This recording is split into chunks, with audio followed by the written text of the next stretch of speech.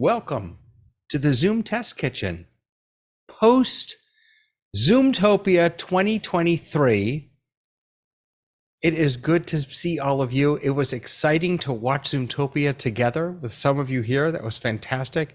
I loved seeing you, Ray, doing your thing, pushing that Ivy. That's fantastic. I'm eager to hear how that went.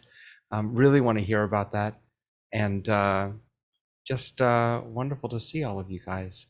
Let me let you know what's on my mind today, and then by all means, put in the chat what you all want to talk about, and if you have questions, you can use the Q&A, you can use the chat. We've got everything enabled here, so feel free to use whatever you'd like. What's on my mind is two things. One is what announcements from Zoomtopia were really exciting to you and intriguing. Did you get all of your early Hanukkah Christmas presents, or were there things that were left on the table? And the second thing is I personally find it really helpful and important to look at how they ran this event, because they were modeling for us how to use Zoom for a hybrid event. And so I'm curious to hear about people's experiences. I certainly have my own thoughts, and just think generally about the production, and not just the production and the experience of all the participants. So that's what's on my mind. Ray, how was it? Now, you weren't actually there, were you? We don't know. Maybe I was, and maybe I wasn't. Maybe I was there with my friend. Other way. Yeah, Thank there you go. With my friend. With my friend Ivy. How did it go with the launch of Ivy? It couldn't have been better. Everybody who uses Zoom or any of these virtual networks knows the value of eye contact. You're on TV, you should look your best, you should sound your best, but most importantly, you need to look at the people, and this gives you the ability to look at it behind a monitor. There's a 4K camera, a complete sound system, and it's the total package. So everybody was drawn to it immediately when they walked by, because they've never seen anything like it. One guy thought it was a laptop on top of a stand, which a couple of people thought I was an avatar, since I was at home in Orlando or near Orlando. And so it was very engaging. And we've got a very good cross-section of who would be interested and how they would use Ivy. So the question that's before the owner now is to go big or wait for a buyout. No, is to go big. And so he's got to place an order for 1,000 or so units, and it takes 3 months to make them and land them in the US. We have a couple of other trade shows to attend. Two of them, or one of them is particularly interesting. It's a telemed national meeting that's coming up soon. There and you we're go. certain that the telemed audience is Yep. going to like it. Yep. So Absolutely. it was fun. I had a great time. Guy was absolutely amazing. He pushed me around on the cart, and they do have a very strict rule in the exhibit list, and it is no guerrilla marketing. But we went, visited every booth. We worked the whole room, and I felt like a puppet on a cart. But the guy was fantastic. So it was a fun experience. I had 6 hours each day sitting in the Oh my Ivy, goodness. and it was engaging. We had a 10-minute window in a presentation room that was well received, and the website is up. The first myiv.com, MYIVI, and we're about to see some action. Thanks for asking. That's fantastic, Ray. And so there was an Ivy on both sides. You were on one, and yes. Guy had one there. Yeah. Yeah, and there were 3 in the booth at the other end, and I had one here, and it worked flawless. It was just exactly what we were looking for. That's fantastic. Well, it's so simple because it's just it's one unit. Now here it's got to get used to that. Here it's got a Nook in it, and that's just a computer to hook you up to Zoom. But you can use your own laptop or whatever, and you can put a side screen next to it. We operate with a touch screen next to it so that you can do various sign on and refer to documents and that kind of thing. But eye contact, there's nothing like it. We actually had one of the most interesting is we had a fight with a guy who is head of communications for the city of Fremont, California, big place. And some of us know Fremont better than others. And he wanted to take it because the mayor has to do a 45-minute teleprompted speech. And what he does is he has her 920 on top of her laptop, and on the wall behind it, he gaffer tapes some tablet, supersized, right, and it's very clumsy. And he said, "We got to do it." So we're taking one over to the mayor of Fremont.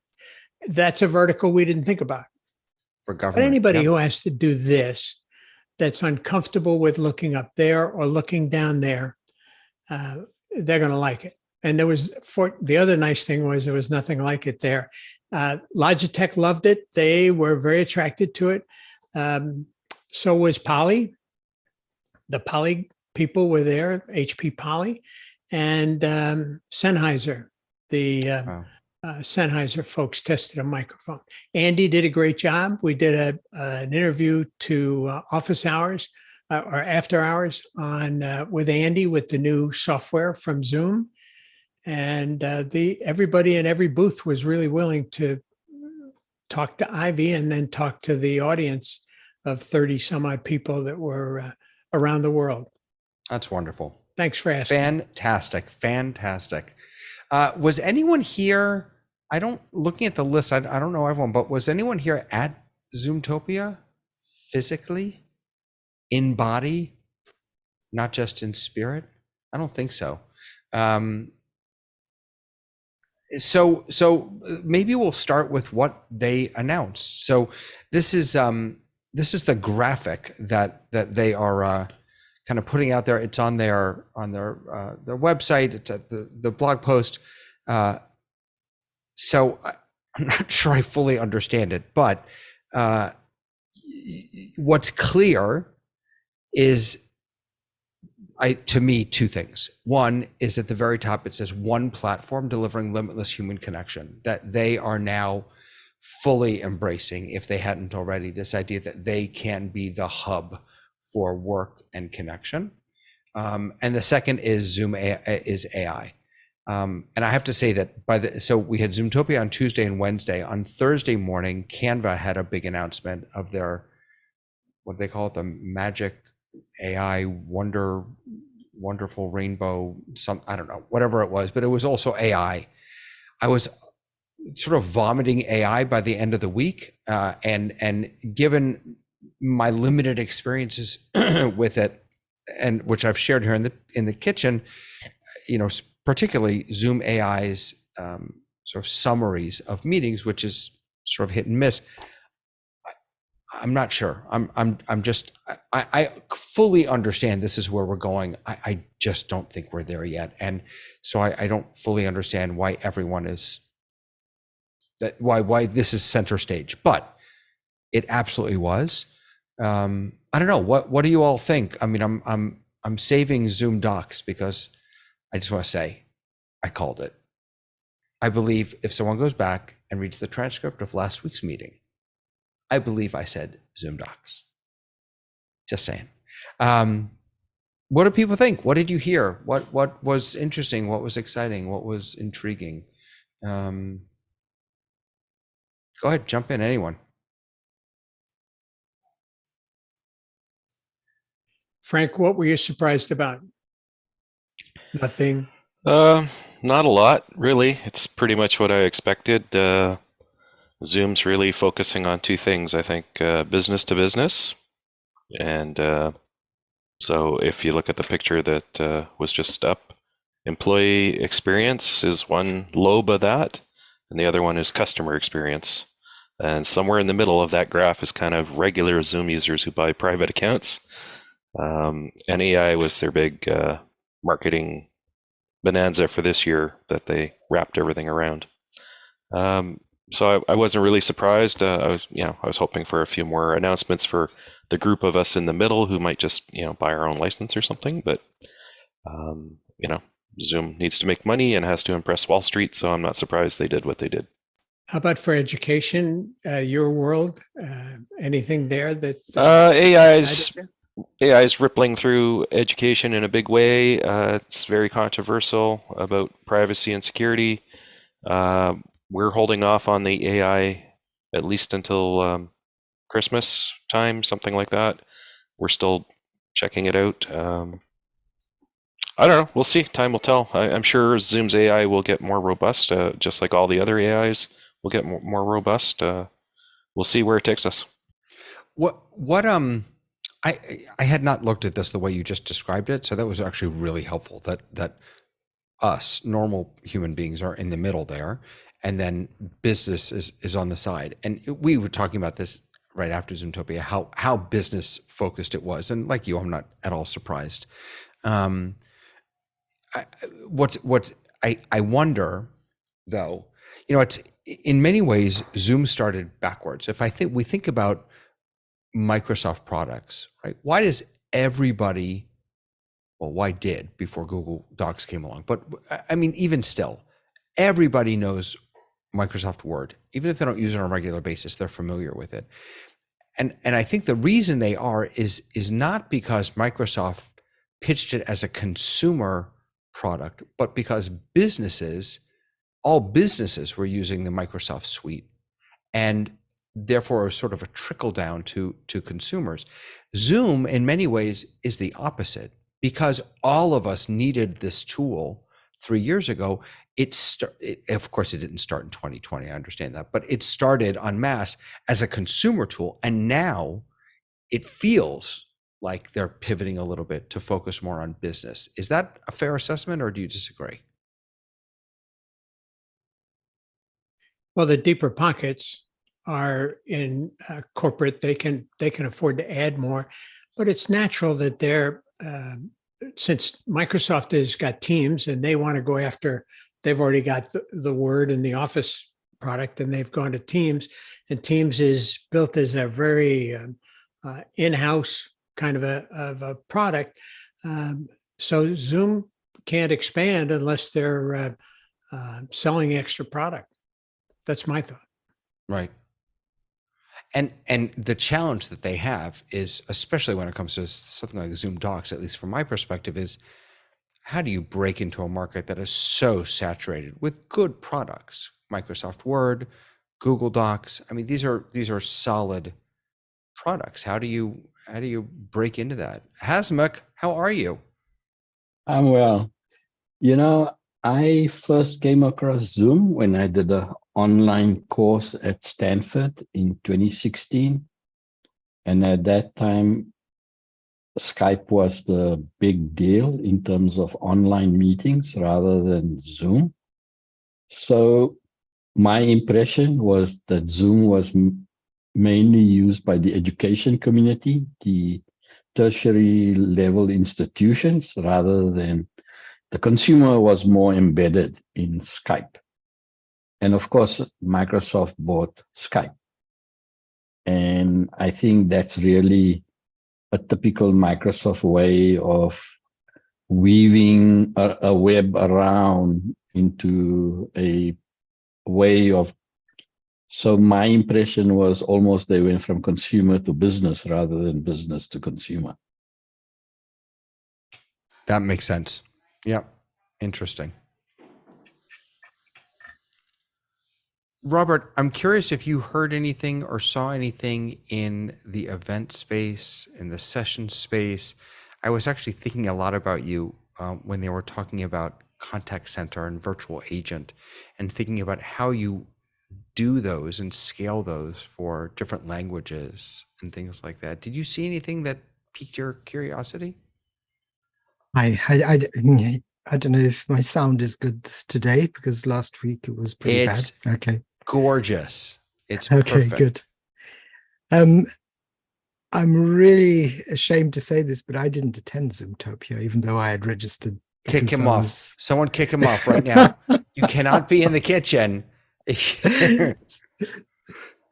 So I don't have any new knowledge at all to share, and I don't. So want you're here to learn what pretend. happened. Fair enough. Exactly. Fair exactly. enough. I'll take it. Well, they announced let's just take a look for a moment at these two sort of B2B foci, if you will, right? So you've got the customer experience, and they talked about, well, they didn't really talk about it, but a little bit about events, sessions, webinars. And again, just as a reminder, they really, event services really see Zoomtopia as the place to model what it should look like. This is what a hybrid event should look like. And so they really spent a lot of time encouraging people to who were in the room to use the QR code. One thing I noticed that was different, I think it was different. I think last year, some of the MCs, every session had an MC who would give the instructions about the QR code and stuff like that. I believe that some of the MCs last year were physically there. I could be wrong about that. This year, I really noticed that every session's MC was virtual, and it just seemed to flow really naturally from the MC to from the virtual to the physical. So you've got events, sessions, webinars, revenue accelerator. I didn't fully understand that. When I was listening to it, it actually didn't sound like it was talking about revenue, but I could be wrong about that specifically. And then they spent quite a bit of time on virtual agent, contact center, workforce engagement, and also their new. They put WorkVivo on the other side actually. Sorry, so this is customer service. WorkVivo is part of their employee engagement. So they acquired WorkVivo earlier this year, and so that, along with digital signage, rooms, workspace reservations, and then all the whole productivity suite that they're starting to put together, docs, whiteboard, notes, and clips, all those fit together. And then, as you said, we're stuck here in the middle with mail, calendar, meetings, team chat, phone, and scheduler. Although I don't know many individuals who use Zoom Phone. That feels to me like a B2B solution also. But and then AI over all of it. And we played quite a bit with the AI last time. So let me open it up. I don't think I have to do anything, right? All participants. So, I guess I do have to start. All right, so I'm gonna go ahead and start AI Companion. so you all can play with it if you want. I wonder if there's a way to automatically start that. Does anyone know? On the back end?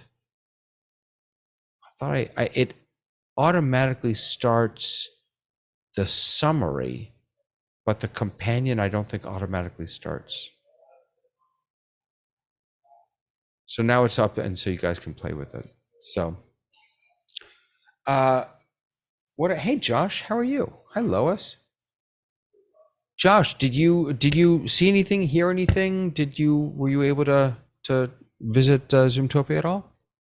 Oh, me and Robert were hanging out together, unfortunately, during the Zoomtopia, so we missed it.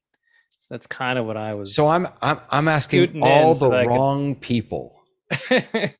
Well, yeah, I was kind of interested in seeing what I heard little glimpses of it here and there, and I am on the catching up side of things, so I'm interested to see that some of the things that I've seen posted was the Pro AV stuff that was mentioned. So I didn't hear about that. Do you have a link or any info on that? That I didn't hear. Well, I know Andy demonstrated a rack that had all of the things going from a Zoom room, where he was doing the link capture on a rack that was built and had the Stream Deck integration with it. There was a post in the office hours Zoom Discord that showed that. And I did look up the Zoom's product for it. So the Pro AV look at that. brand is not a new thing. It doesn't seem. It's kind of their, so the Zoom room positioning, for that type of corporate, with the conference accessory, right? That's where Zoom Rooms is primary. All of us that do our productions off of Zoom Rooms, spoilers, we're not Zoom's primary focus on it. They let us play with those NDI pins and be able to do our production. But essentially, this is who's paying the meal ticket for purchasing these products. It's the corporate enterprise that are doing this. So he was talking about sort of the advancements to that, and he mentioned a release date that was not yet. So apparently a lot of the functionality that he was discussing is yet coming. Yeah, there are a number of things that they announced for 2024. So this is, if I remember correctly, this is using multiple cameras and AI. It, in some ways, it does what the Owl camera does, but much better, I think, is that it takes everybody sitting around the table and puts each person into their own box, as it were, in a Zoom meeting. So that way the people online are able to feel that they have some equal footing with the people who are in the room, and vice versa. If I remember correctly, that's what that system does. Smart Gallery? Is that Smart Gallery? Yeah. Is that what they call it? Yeah, I believe so. Yeah. So, well, that's nice. Yeah, one of the most frustrating things about After Hours is that nothing is recorded, because there were a whole bunch of times when people were popping in and doing backstage tours, and I desperately wanted to be there, and I wasn't able at those moments, and they were not recorded. So I'll have to wait for the events team to do their behind the scenes things. But there is some information about Zoom Docs. One of the questions I had is, how is this going to integrate with Notes? Notes, you remember they already released, and that should be even in this meeting. I'm not sure if I have to launch that or not. Forgive me. It's open, and I have a note that I've written. Oh, you've started. Okay, great. Yeah, so everyone can open their own, and then you can choose to share it with the team, with everyone in this meeting or not. But I'm curious about how they're going to do that together, because I fully understand that how Notes and Docs are different, but I also see a lot of points of integration, and I kept hearing them say over and over again how they, and in fact it's on this page here, how they talk about, where is it?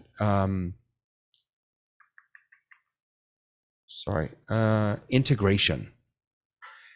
Coming in 2024, it will integrate with Zoom and third-party apps to help you easily create, collaborate, manage projects, and stay organized. So I'm not sure if that means it's going to integrate with things like Trello for task management, or Asana or Monday.com, or if it's going to integrate with Google Docs, which I think would be interesting. I doubt it would, but and I also wonder, what is going to set this apart from Google Docs.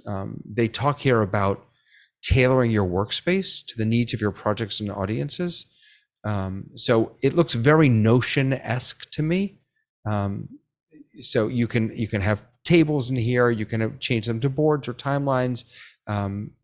All these different pieces. You can actually embed meeting recordings right into it, which is nice. You can obviously share these directly into a meeting using AI. You could use AI to create to pre-populate a doc with a summary of a meeting to jumpstart creation. So I don't know. I mean, there's a lot of really interesting possibilities here. What do you all think? Anyone have any insights, questions, or thoughts about this? Frank's hand was up for a while. Oh my goodness, Frank, I am so sorry. Oh no, don't be sorry. You sort of stole some of my ideas, but there's two thoughts. Integration really is up to all of those millions of little companies out there.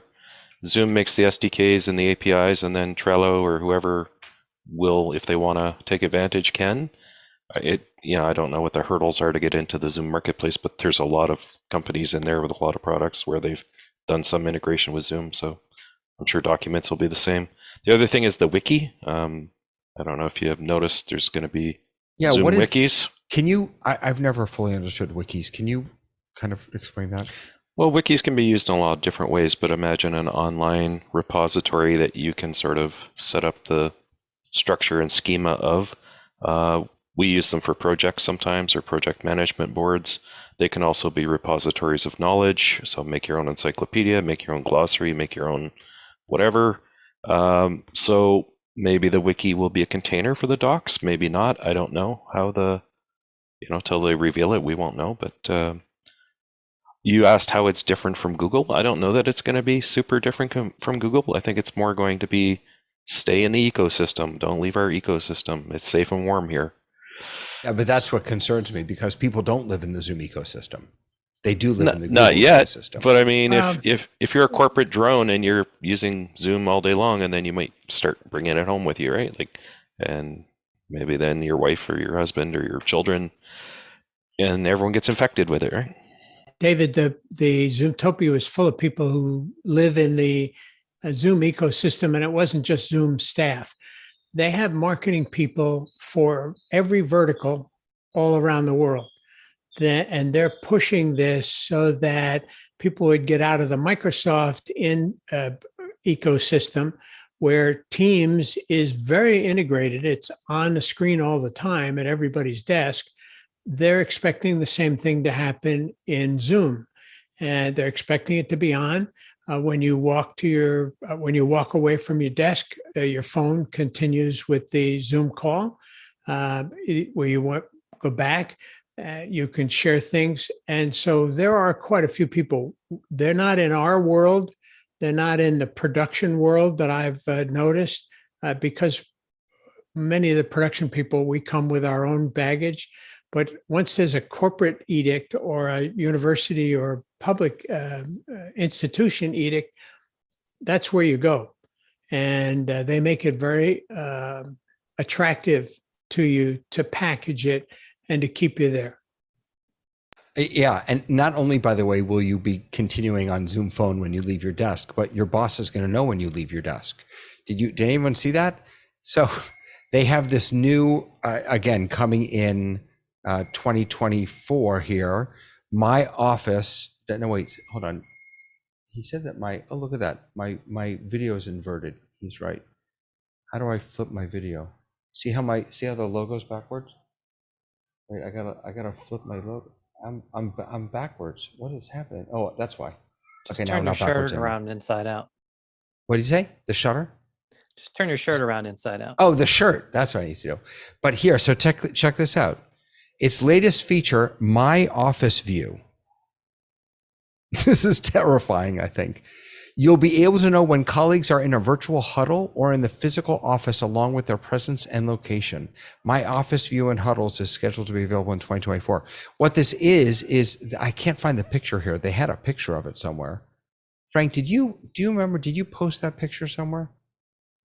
I saw it somewhere. I don't know. I posted a bunch of stuff. But there was a picture of the office and where everyone is in the office. So your boss is going to know when you get up or sit down, or Then I'm not installing Zoom on my mobile device unless my right. employer supplies my mobile device. 'Cause I really have strong concerns about privacy. And I was thinking about a lot of the coaching tools that they are creating for call centers and places like that, where coaching is almost a euphemism for punishment. You're not working hard enough. You're not making enough conversions. You're not doing enough sales. And the AI is watching that and giving statistics on that. I really hate living in that kind of a future. And knowing where I am every minute of the day, I don't want them having those statistics. I don't think they have a right to those statistics. If I'm getting my work done and I'm productive, I don't want to work in a culture like that. But I know some places are sweatshops, right? It just depends. Yep.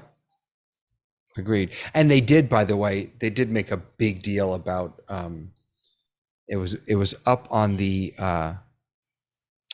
screen, and he said it, Eric said it, that for all this AI stuff, we are not using recordings of you. We're not using your data. He really just made a point about that.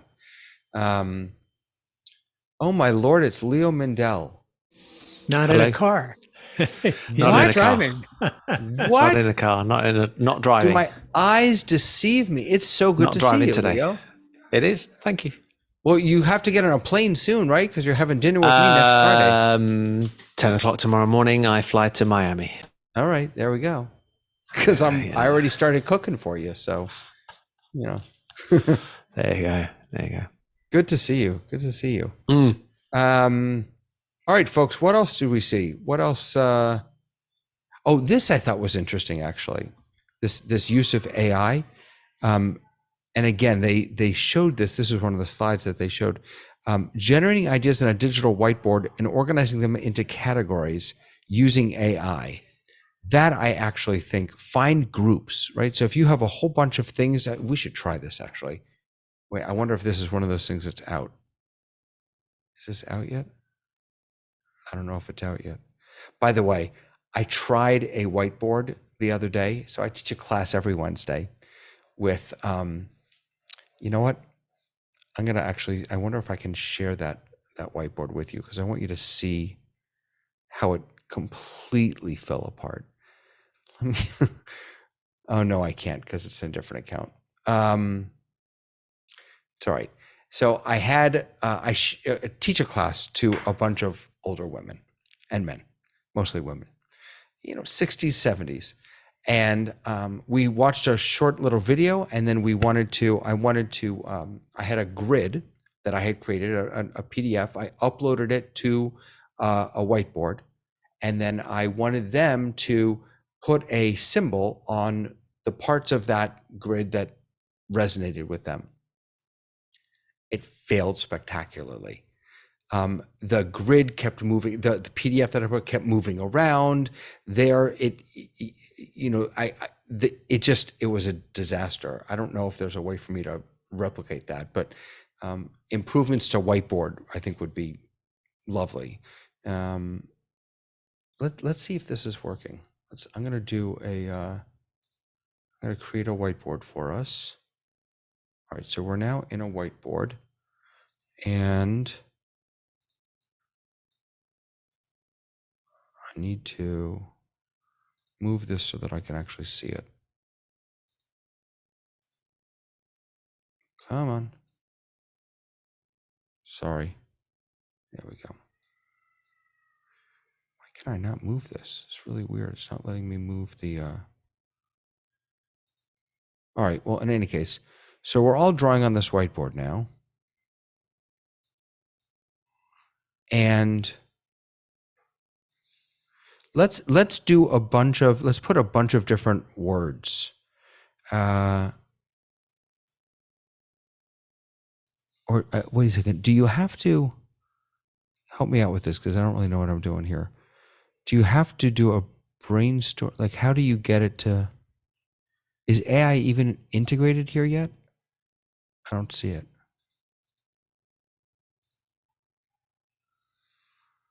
You all are being no help whatsoever. You haven't said what you want us to do. Well, I don't know We, what I we want could you to draw do. on it. I'm able to draw on it. Right, but and, is AI? But is AI in here? That's what I'm trying to figure out. Do we have any of that AI stuff? That AI goodness? So I don't know am if it's not- AI. Yeah, I can't see anything AI related on this. Mind map table count? No, I don't see anything either. So maybe this is one of those things that isn't out yet. Or you don't have it turned on in your account. I have everything turned on. Wait, are you serious? Maybe I don't have it turned on. That's frustrating. Let's check. I don't know if it's AI out is yet. functional because it just said catch me up and it gave me a summary. No, but I mean in the board. See how it's if you look really quick at my screen,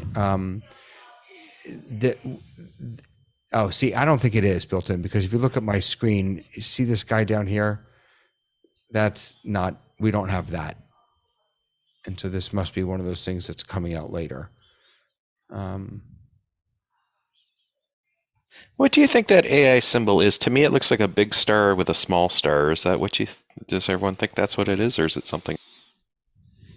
It's a big star, little star, North Star. That's kind of a universal, isn't that? I think that's the same symbol that Canva uses and other tools use. Like, that's not a Zoom thing, is it? No one I knows. don't know if it's a Zoom thing, but it is becoming something I've seen before. Yeah. Familiar with. All right, I'm checking my.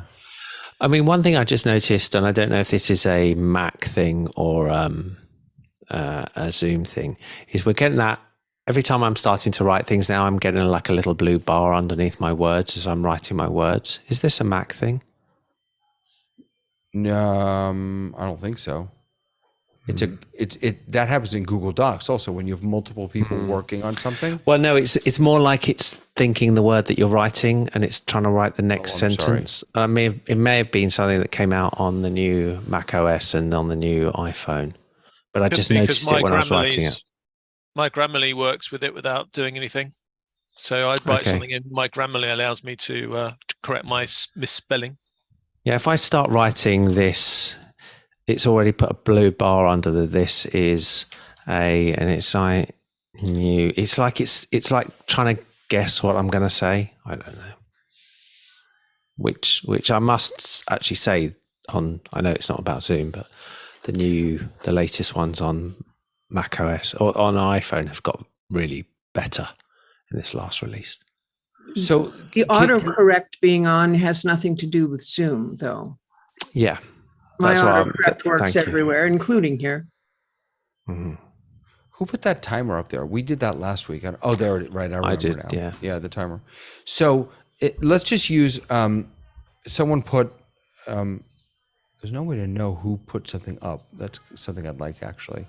This is a wild.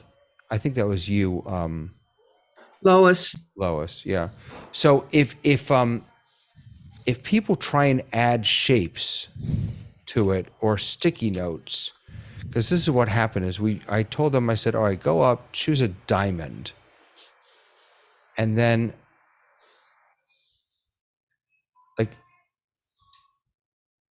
see, what I really wanted to do was lock.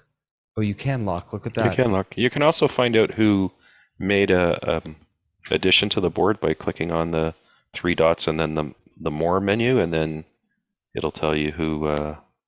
Three dots. I should be showing this. where are the three dots? Info at the end of the toolbar. There's three dots. Then there's an info. So if you click on an element on the board, you'll get the sort of like menu. Oh, with bold. yeah. Here, I got Then it. more, Then if you go Right. info, it'll tell you who created it and who modified it. Look at that. I don't know if you all can see this. Are you- Frank, are you on Windows or Mac? Because I'm not seeing what you're seeing. I'm a Mac user. But I think Lois, so work with me because I was looking in the wrong place first. Also, so I'm gonna choose yours. If you click, well, now this is locked. Let me choose something that isn't locked. So I'm gonna choose the blue box here. When I click on it, down underneath that, there's text format, add emoji, add vote. Ooh, that's kind of cool. Look at that. There's color. See, I was blaming all my old students. The truth is I didn't know how to use this and I didn't set it up correctly. You can lock it there. And then the more button is right here. Click on that. Then you go down to info and you can see created by Robert, last modified by David a few seconds ago. Could you stop sharing and just show us what's on your screen? Because it's really tiny, David, and I can't see it, but I can see that there's something there. Right. So the problem is if I close the whiteboard, then I won't be able to show you the whiteboard on my screen either. That's the problem.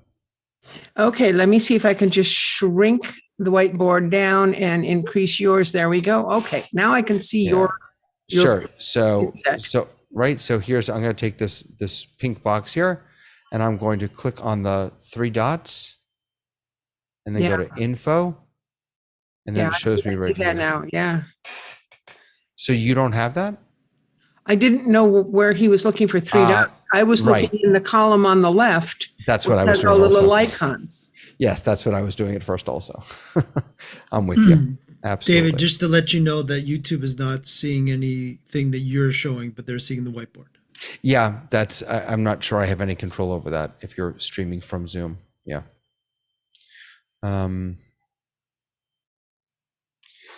Okay, so the problem I had is that I didn't lock it. That's what I needed to do. And then people would have been able to add things. Or actually, if I had gone in ahead of time, so let's create something people can vote on, right? So we're going to use since this is locked, I'm going to go ahead and create, put some sticky notes in here. I'll make them a little smaller. So I'm going to say this is 1. You can drag and copy also. If you option drag, you can, you automatically copy. All right, so now I've got 1, 2, 3. Now I'm not going to lock them. Can you all vote on these? So if you click on it. You have to add the vote thingy to them first and then we can vote on them. How do I add the vote thingy? No, I voted already.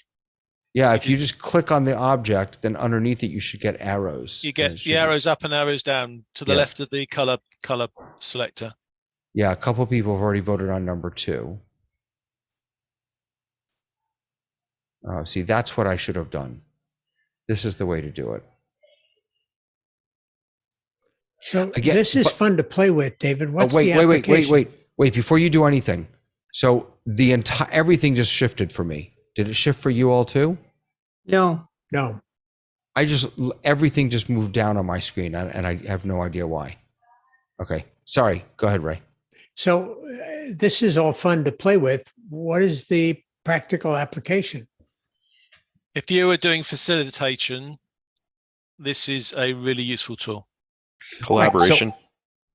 Collaboration. So in my use case, I had a grid of different, it was character traits. And my question to them was, which of these do you feel that you're strongest in? Which of these character traits? And so I wanted them to do was put some sort of symbol over the character trait that they were choosing. What I should have had them do maybe is just vote. It could have been anonymous. I didn't care about names, but if I had created each one individually, then I could have had them vote on it.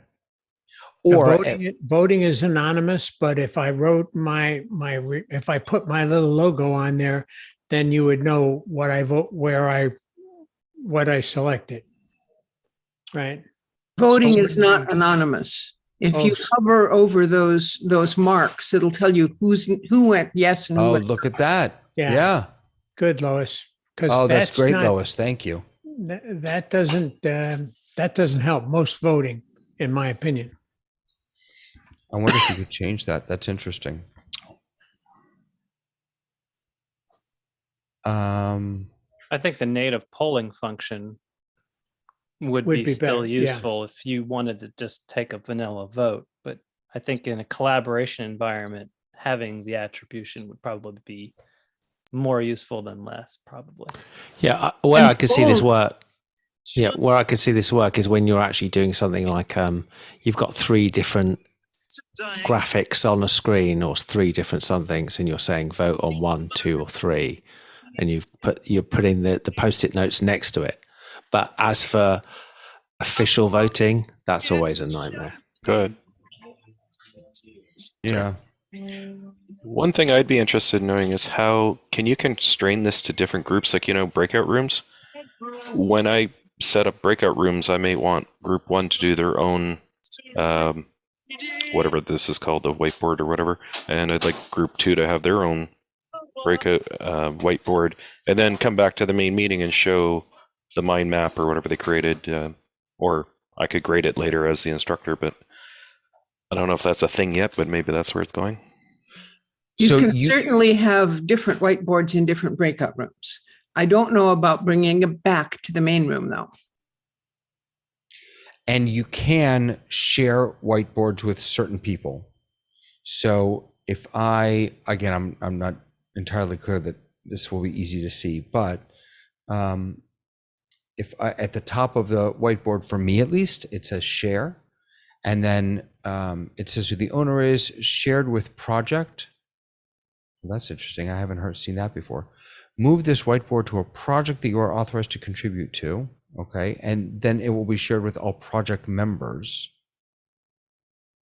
So I haven't created a project yet, so I guess that won't help, but I guess you could do it that way.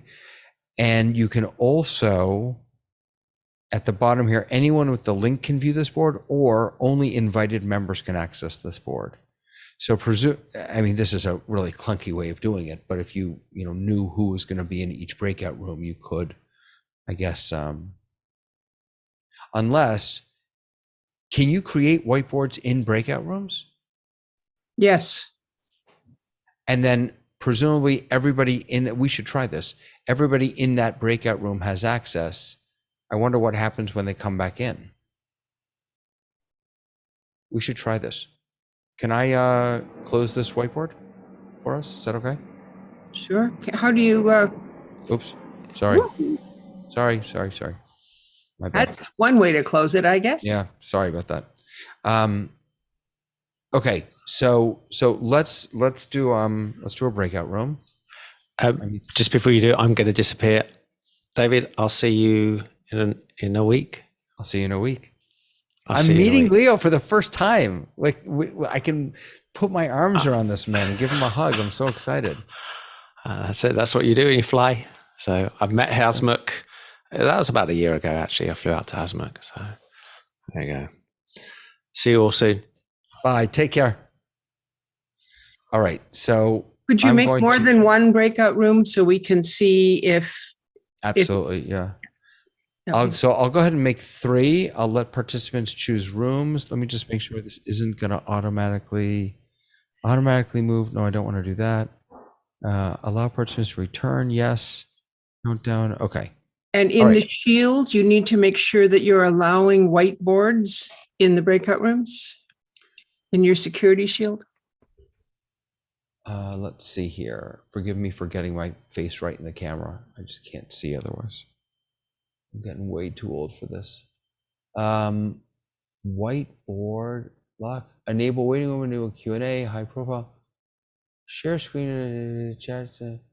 Share whiteboards. Well, that's selected. I don't see anything specifically for whiteboards. That's the in thing. breakout That's the thing. It's just that has to be on to allow people to share whiteboards. Oh, yeah. Yeah, that's on. Yeah. All right. So who wants to go out into a breakout room and try this? I think I'm stuck here because I'm the host, but okay, Lois and anyone else? Who's gonna go in and try? Frank, Mike, Ray, Josh. Oh yeah, we'll have a great time. Oh, there we go. All right, so go ahead in if you want. I did 3 rooms, so feel free to go ahead in and then start. Maybe Lois, maybe start one. Oh, she's gone. We lost her already. All right, so wait, while they're in there, while she's in there we go. So Frank, Josh, and John are all in one room, and Lois is in another room all by herself. Oh, Lois, oh no, Ray just went in. Okay, so Ray is going in there. And I assume that that's you, Robert, Mac Mini Pro. Yeah, that's what I figured. I saw you playing with your other computer. All right, so while they're over there, I'm actually going to start a whiteboard in here, just so we can see what happens. So I'll actually bring back that whiteboard that we were using before. There we go. Collaborating, yes. All right, so now we are up in our whiteboard. And you know what I'll do? I'm going to change the color of this so that, actually, I'm going to change this text. We're testing breakout rooms and whiteboards. All right, so now there's a change to it. And they are playing. I can see them talking away in their rooms. Mac Mini Pro is requesting recording, yes. Yep. Thumbs up. I gotcha. All right. Boy, I'm Mike, I'm feeling really, I'm really ashamed of myself that But why? because this just goes to show you. I mean, I live in Zoom, I love Zoom, and I just don't even know Zoom. Because I was thinking that, that's okay. You killed you did kill the whiteboard? Nope, whiteboard's still there. It's just a recording popped up because. Okay, because Robert. Interesting, because Zoom now on YouTube is showing. Oh no, it did. Okay, did it come back? Yeah, it came back to the whiteboard. Yeah. No, because I was just thinking because when I was doing this class, I was thinking, it's older folks who can't figure out how to do the whiteboard. But the truth is, it was user error on my part. I should have locked that piece. I should have used voting. It's a testament to how important it is to know, to just spend a little bit of time with these tools, so you can learn how they work. All right. David, if you mentioned that you lost your whiteboard, it disappeared up and down. Yeah. If you have a mouse with a roller on it, if you play with the roller, then it the moves. whole Yeah, thing goes up and down. Yeah. I'm gonna broadcast a voice message to the rooms. Hey everybody, we are ready for you all to come back whenever you want to. And we started a whiteboard in our room also. All right, so I just sent a voicemail. I hope that, I've never actually done that. I hope that worked. Practice, David. Yeah. And this is what the Zoom Test Kitchen's all about. That's right. I don't want to close. It's better to blow it up here than to blow it up in front of the customer. Absolutely. While we're waiting for them to come back, Mike, did you have any big takeaways from Zoomtopia?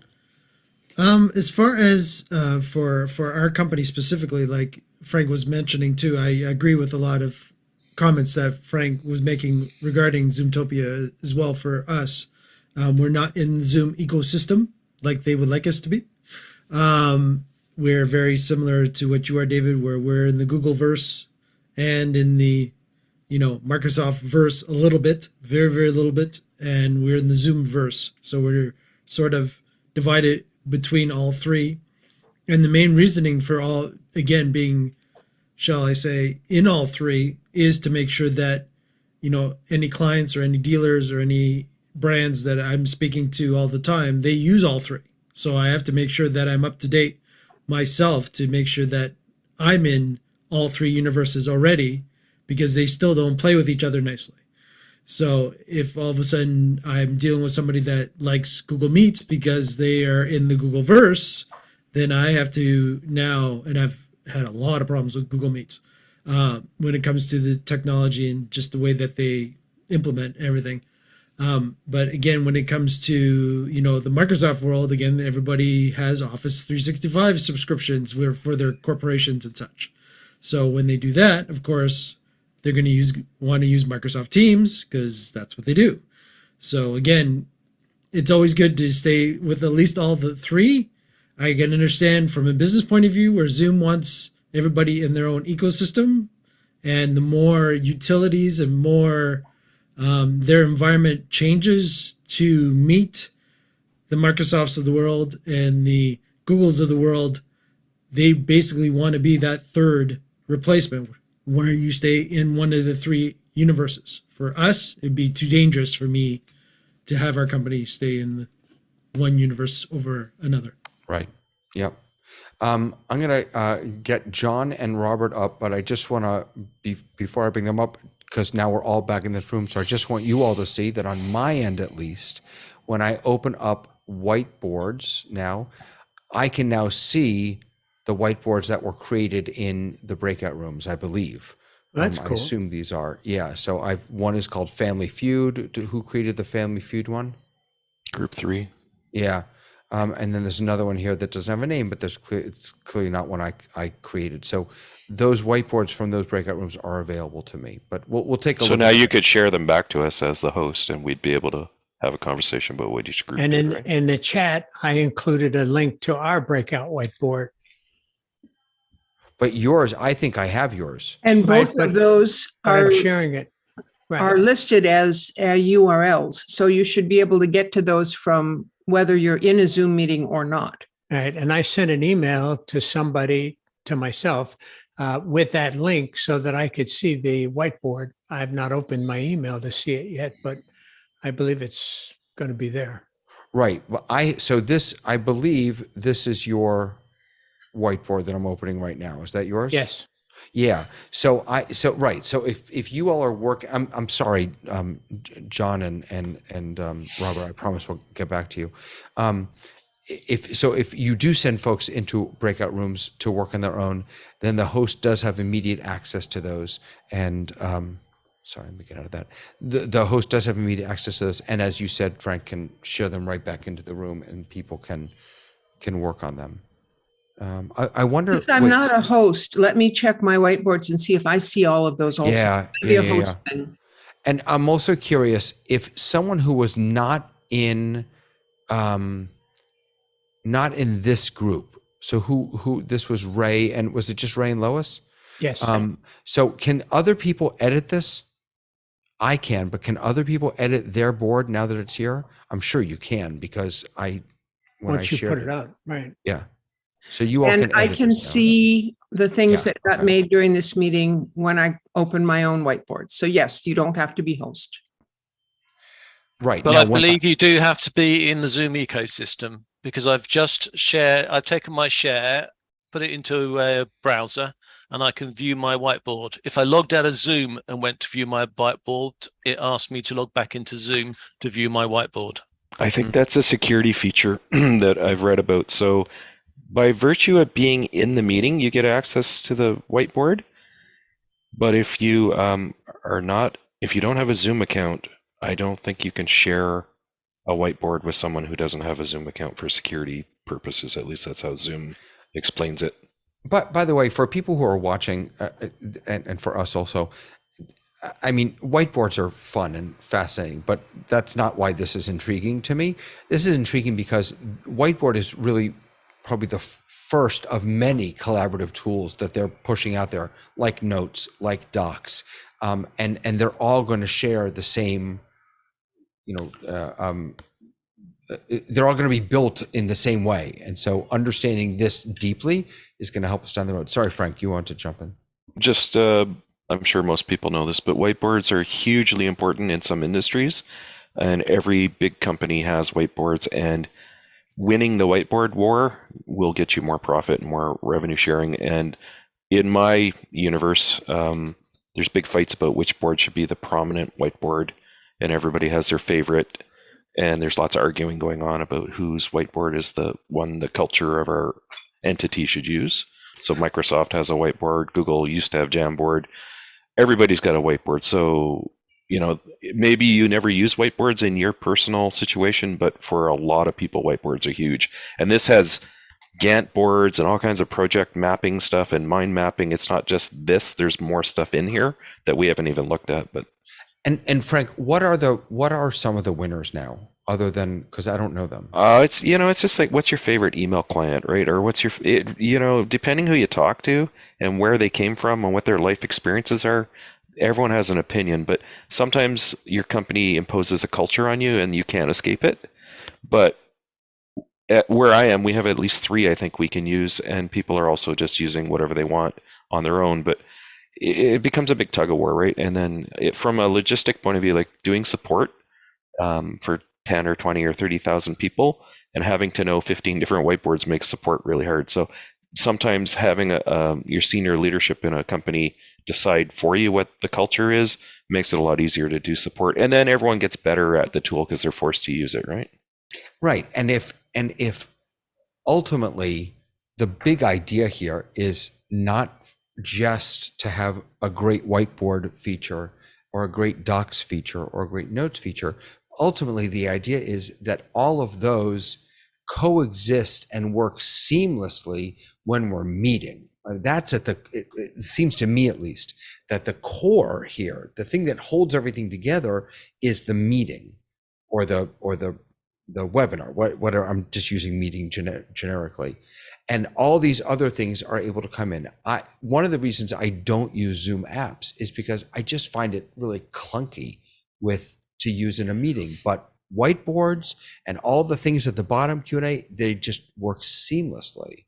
One other thing I'll say about this topic, and then I'll shut up about it, is when you're a corporation, or let's say you're a nonprofit or something, you only have so many dollars to spend on software. You do RFPs quite often, and you'll be disqualified from the RFP if you don't have a check mark next to it. Does it have a whiteboard? Does it have email? Does it have this? Does it have that? So every company, even if they implement a poorly designed, poorly thought out one, wants a check mark in every column so that they can compete in those competitions to be the vendor for the sale, right? Yeah. Yep. Absolutely. And along those John, lines too, like, sorry, go ahead. oh, sorry. I'm just piggybacking on what Frank said. If people are leaving your platform because they're going to their favorite whiteboard or they're going to their favorite notes section, then that's a reason for you to build one on your platform, period.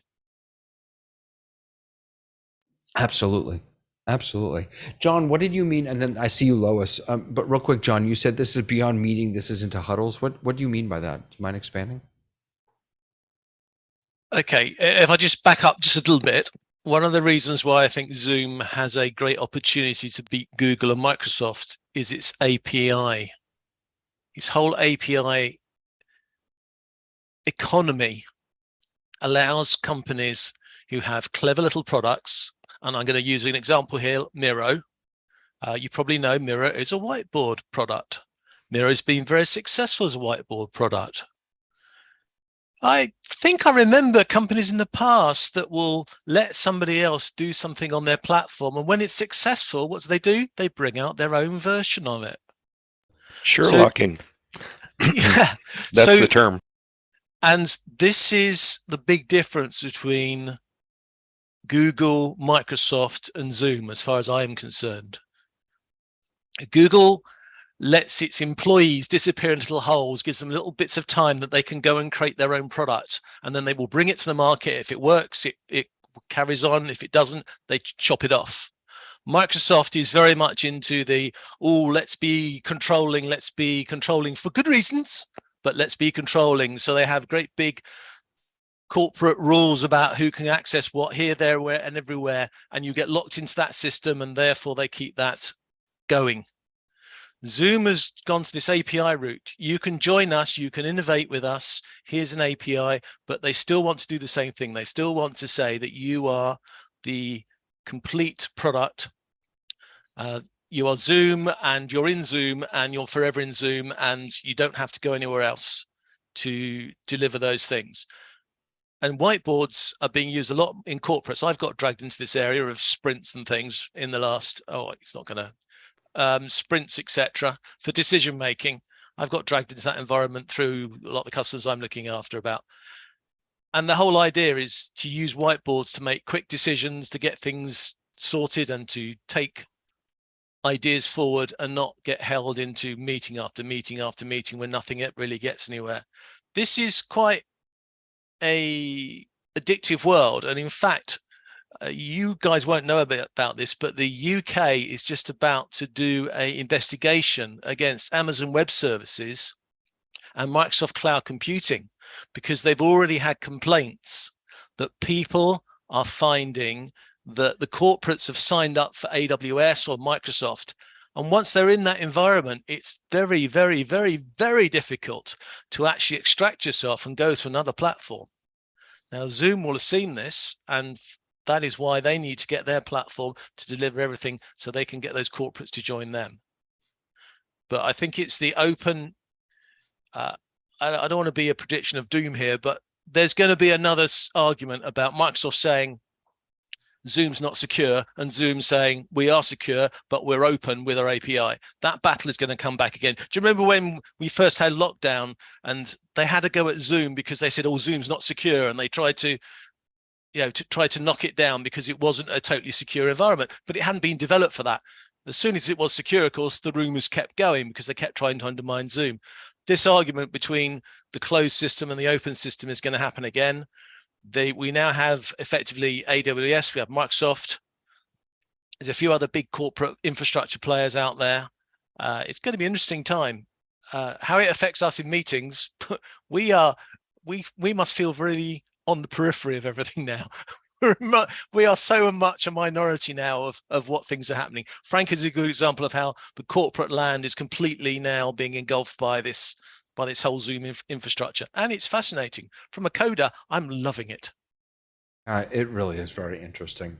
Everything you just said, I completely agree with. Like, maybe for people who are just buying a $200 yearly subscription to Zoom, this is the most boring conversation on the planet. But for anyone who works in a business who has to think about these things, these are huge, huge conversations happening in business and government and medical and education.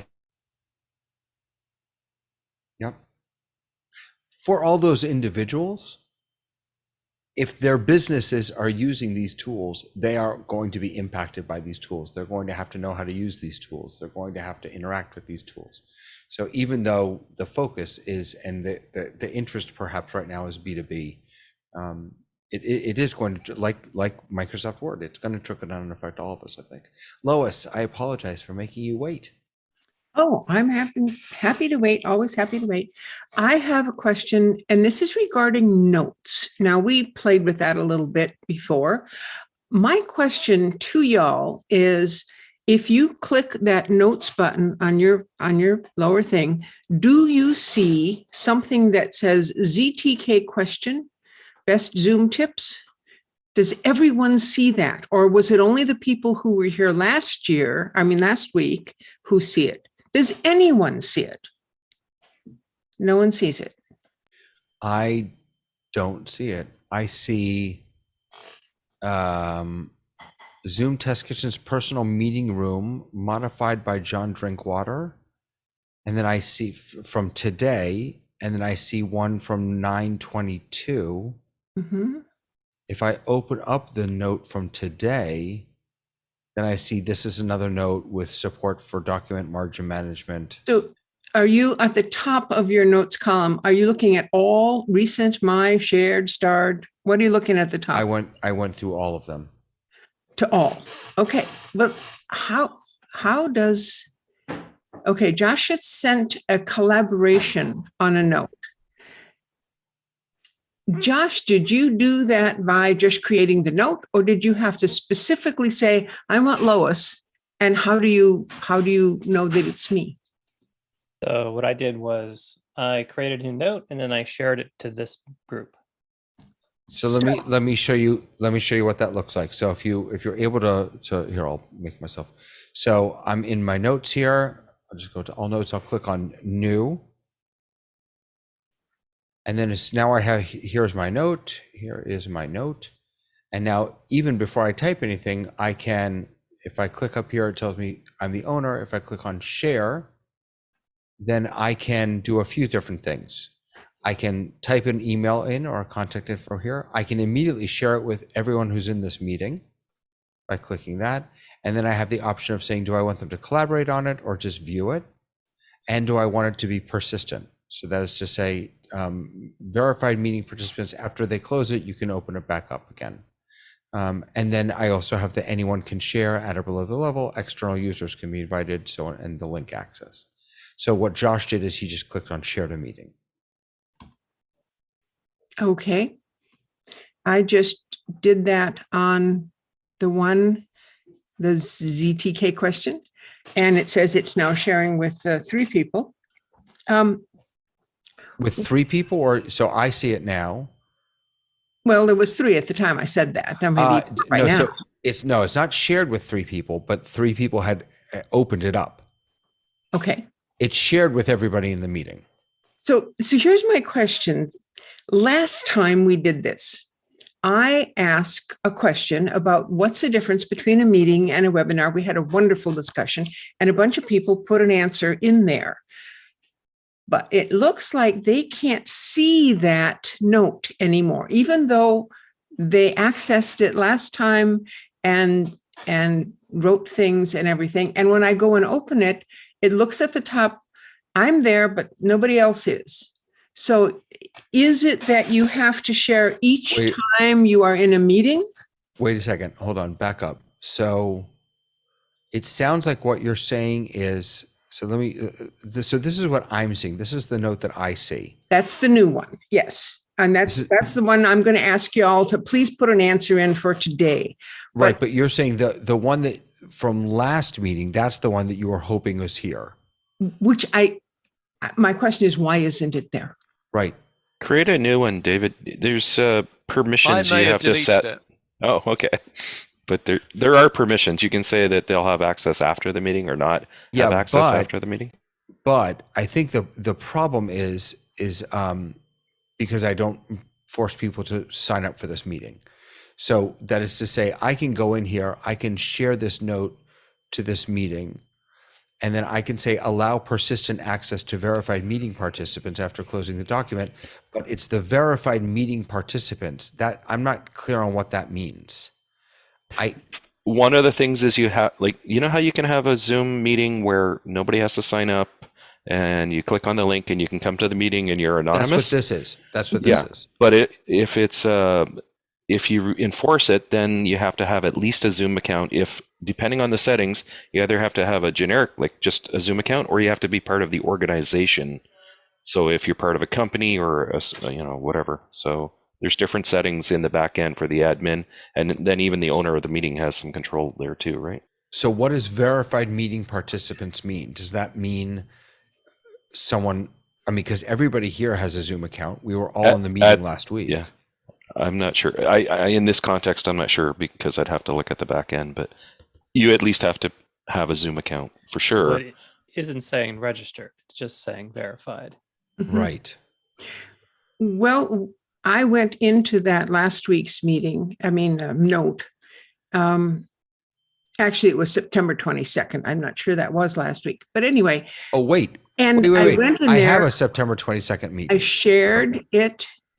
I tried to share it with this meeting and it didn't give me that option, but it gave me an option to copy the link. So I have put the link in the chat and see if that way people can get into it. Permission is needed to view this note. All right. Permission. There's no place that I can find that it gives me to give permission. So it must be that because I'm not an owner, I'm not the host of the meeting, that I can't do this. I can see the other people's texts that they're sending me invitations to, And I can see that fine, but I can't get last time's thing to show up. Anyway, aside from all that, thank y'all. And I would appreciate it if you would put an answer in that ZTK question, which is, what tips did you get when you first started holding Zoom meetings? Plain vanilla, not that fancy stuff. Or what tips do you wish you had gotten in order to make it easier to hold a meeting? I'm still trying to, okay, permission is needed to view I'm not logged in as that. I have too many Zoom accounts. I'm still trying to see if I can access this note that you sent the link to. I'm just wondering if I log in with CTK, when you shared it in the last meeting, did you share it to everyone in the meeting? Yes. And people responded to it. Yes. I'm looking at posted in the chat. Frank put a screenshot and it says permission is needed to view this note. Request access. And then it says message is sent to the owner. Well, I'm not the owner. So it must be going to somebody else. Well, but anyway, you are the owner of that note. Well, how is it going to send me a message? In Zoom? Maybe. In chat, you mean? I don't know. Email. Whatever email you logged into the meeting thing. Okay, maybe it's email. Yeah, let's check your email maybe. Because you could have left and not be in a meeting at the time. Because the notes are supposed to be the last outside the meeting, aren't they? So you could start a note now and go and read it later.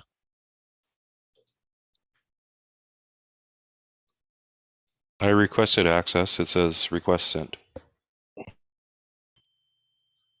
So I should probably check, just to be sure, I should probably check my email also to make sure. I am seeing some email requests for last all right, good. time. All right. When I click manage, then it is opening a new window and it says sign in to Zoom. What? Right, because you need to authorize, you need to give permission. So you need to be logged into Zoom in your browser. I am. Obviously, I'm in this meeting. I'm logged in. Yeah, but your browser needs to be logged you're logged in, into the client. Because you're being sent to web pages on Zoom's site to get this information. I've just shared the link that gets you into your Zoom notes. It's a bit obvious, really. Zoom/notes.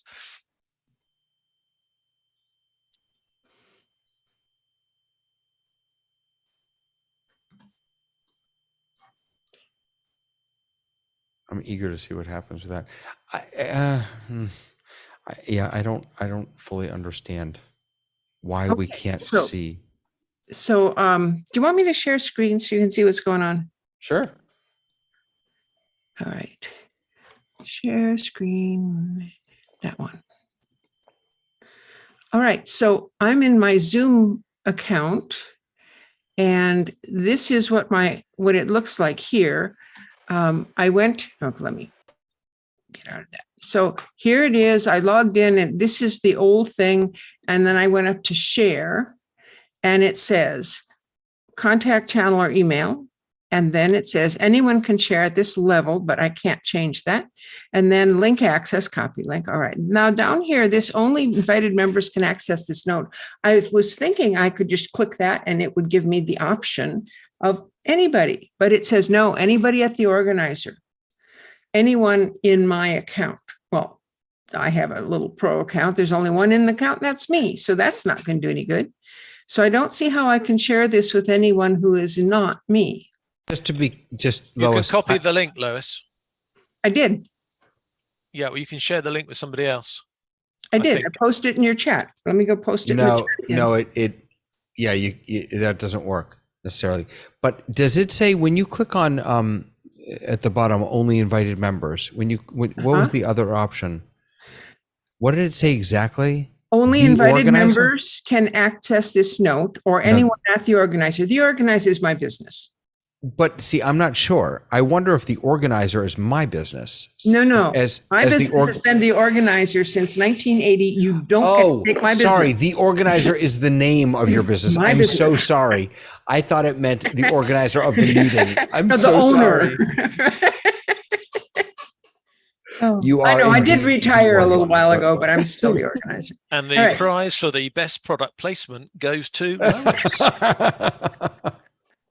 If I was still in business, that would be very useful. So So I I wonder, just Lois- got, I signed on and got an email, and this is what I got when I brought up my email. And this was the invitation to a meeting. I mean, the notes from a previous meeting. So that's how I got notified about these particular notes.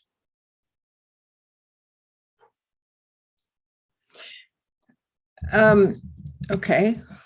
I think Yeah. when this works inside a business, it's going to be less clunky. We've all got separate accounts, and I think that's the reason why it's getting a bit more clunky than other people's experience, maybe. Well, yes, but, and this goes back again to the B2B versus B2C, is, you know, I don't want to just share it with people in my business. If I have clients or friends or teammates that don't, you know, not every business has business emails. I don't know. I'm just, there are a million different cases where small businesses just, they use Gmail. Definitely. And yeah. And to go back to what I said, although this is a bit clunky and we're trying to find a way around it, it does work. We are sharing notes between completely separate Zoom accounts. Now, if I was trying to do this in Teams, I would have a lot more of a nightmare trying to do it in Teams. I joined, as you know, I'm a Toastmaster. I joined various Toastmasters groups, including one within Microsoft. And a lot of the other corporates as well, they use Teams. And sometimes I have a nightmare trying to get my computer to leave my account of Teams and join them as a guest so I can go and join them in their conference room. This is a little bit annoying the way we're doing the notes, but this is a lot less clunky than that control environment that Microsoft have set up. Now, some people may undermine it and say, well, this isn't as secure, but it's like anything. It's only as secure as the person that gives you the access. And if you're going to share the link to a note, you can't complain to Zoom that wasn't secure because you were the person that gave the link. But I think this could be really useful. Although I'm hoping that Zoom doesn't expect us to use all the features all the time, and they're not going to send us a scorecard to make sure that we've made use of every feature every month. I Frank just want to shared- use notes and learn it and be able to use it. But one of the things that says here is notes cannot be shared with individuals who do not have a Zoom account. And if an email address is entered for a non-user, they will need to sign up for an account, a Zoom account, in order to access the note. But I don't know what's emails. So if I put in anybody's email, like one of yours, it should work, you think? Well, the word that I didn't hear there was paid account.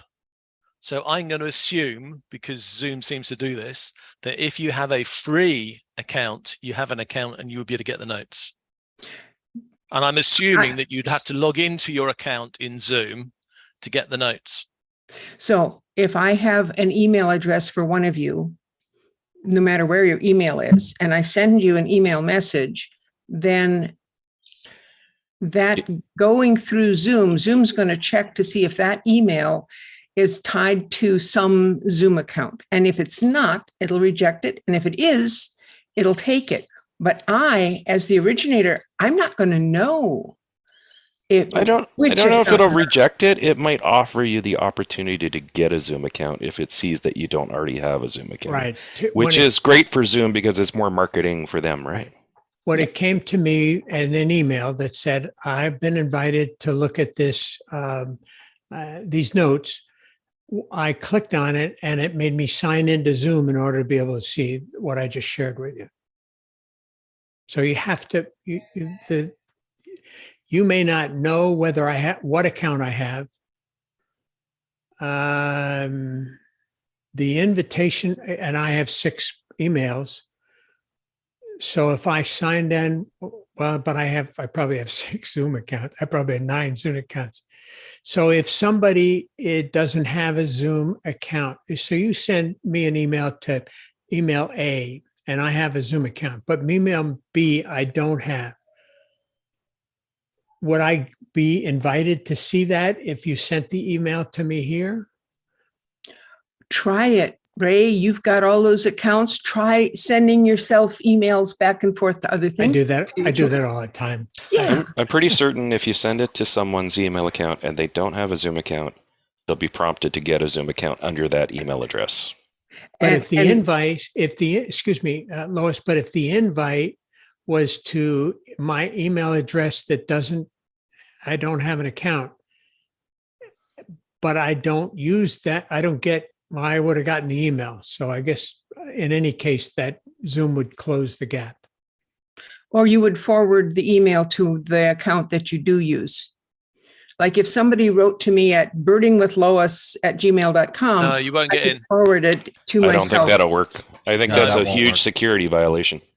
This is the same thing is true with Google. So when someone shares a Google Doc with me, if they share it with one address and that's not the address that I'm in, that I want that that document associated with, I get a pop-up that says request access. And if they share it with an email that is not a Gmail, depending on the settings, I won't be able to see it. This happens a lot with forms, actually, in Google Forms, when if you want to send automated, sometimes if you want to send automated emails after someone submits, but more often, if you want people to be able to change their answers, if you want them to be able to go back in and change what they submitted, they have to have a Google account. That's the only way that they can do that. And if you turn that feature on and someone doesn't have a Google account, they cannot fill out the form. It won't let them complete the form. It's the same idea here, is that you just have to have a Zoom account to access certain things. Ken does point out, and I've done this, that you can very easily go into a note, copy the text, post it into anything else, or print it out and send that to anyone that you want. So, So I got several of you, thank you, requested to get in. I have those emails, but there's nothing on them that says, yes, give access. If I click on it, it opens it up to this other thing, which I showed you, that talks about sharing within the organization. So can you screen share that, Lois? Can we certainly, see what it looks like? Is that absolutely. okay? Sure.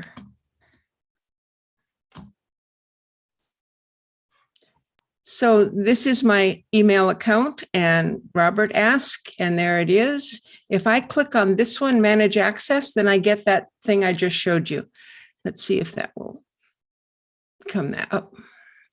That's frustrating that you can't just. There it is, and it doesn't tell you how to. It should pop up the share button. Yeah. Here's the share button. So if I click the share button, I get this thing. But yeah. What it should do is pop this up automatically and have his email in there. Wait, click on manage access again. Okay, and Robert's email is not in that original message, in the message, that the request. Yeah, close that, or okay, if you can, just click away from it. See the 3 dots at the top left corner? See what that does for you. Duplicate note, remove from starred, help, leave feedback, report, Not much. note, move to trash, export, and Okay, never mind. Dead end. Sorry. Sorry, wait a second, Lois. try. Lois, Yeah.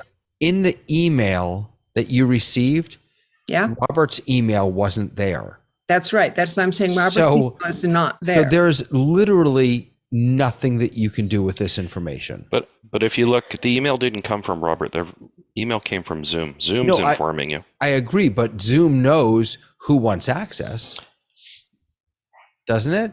Yeah. I one thing I've read, and we'll have to talk about it later, but as an administrator of Zoom, you have to allow external sharing in your admin panel for the account. Have you done that, Lois, or is this still constrained to internal users of your account? nothing is constrained to internal users because I'm just one person. Pertaining to Zoom Notes.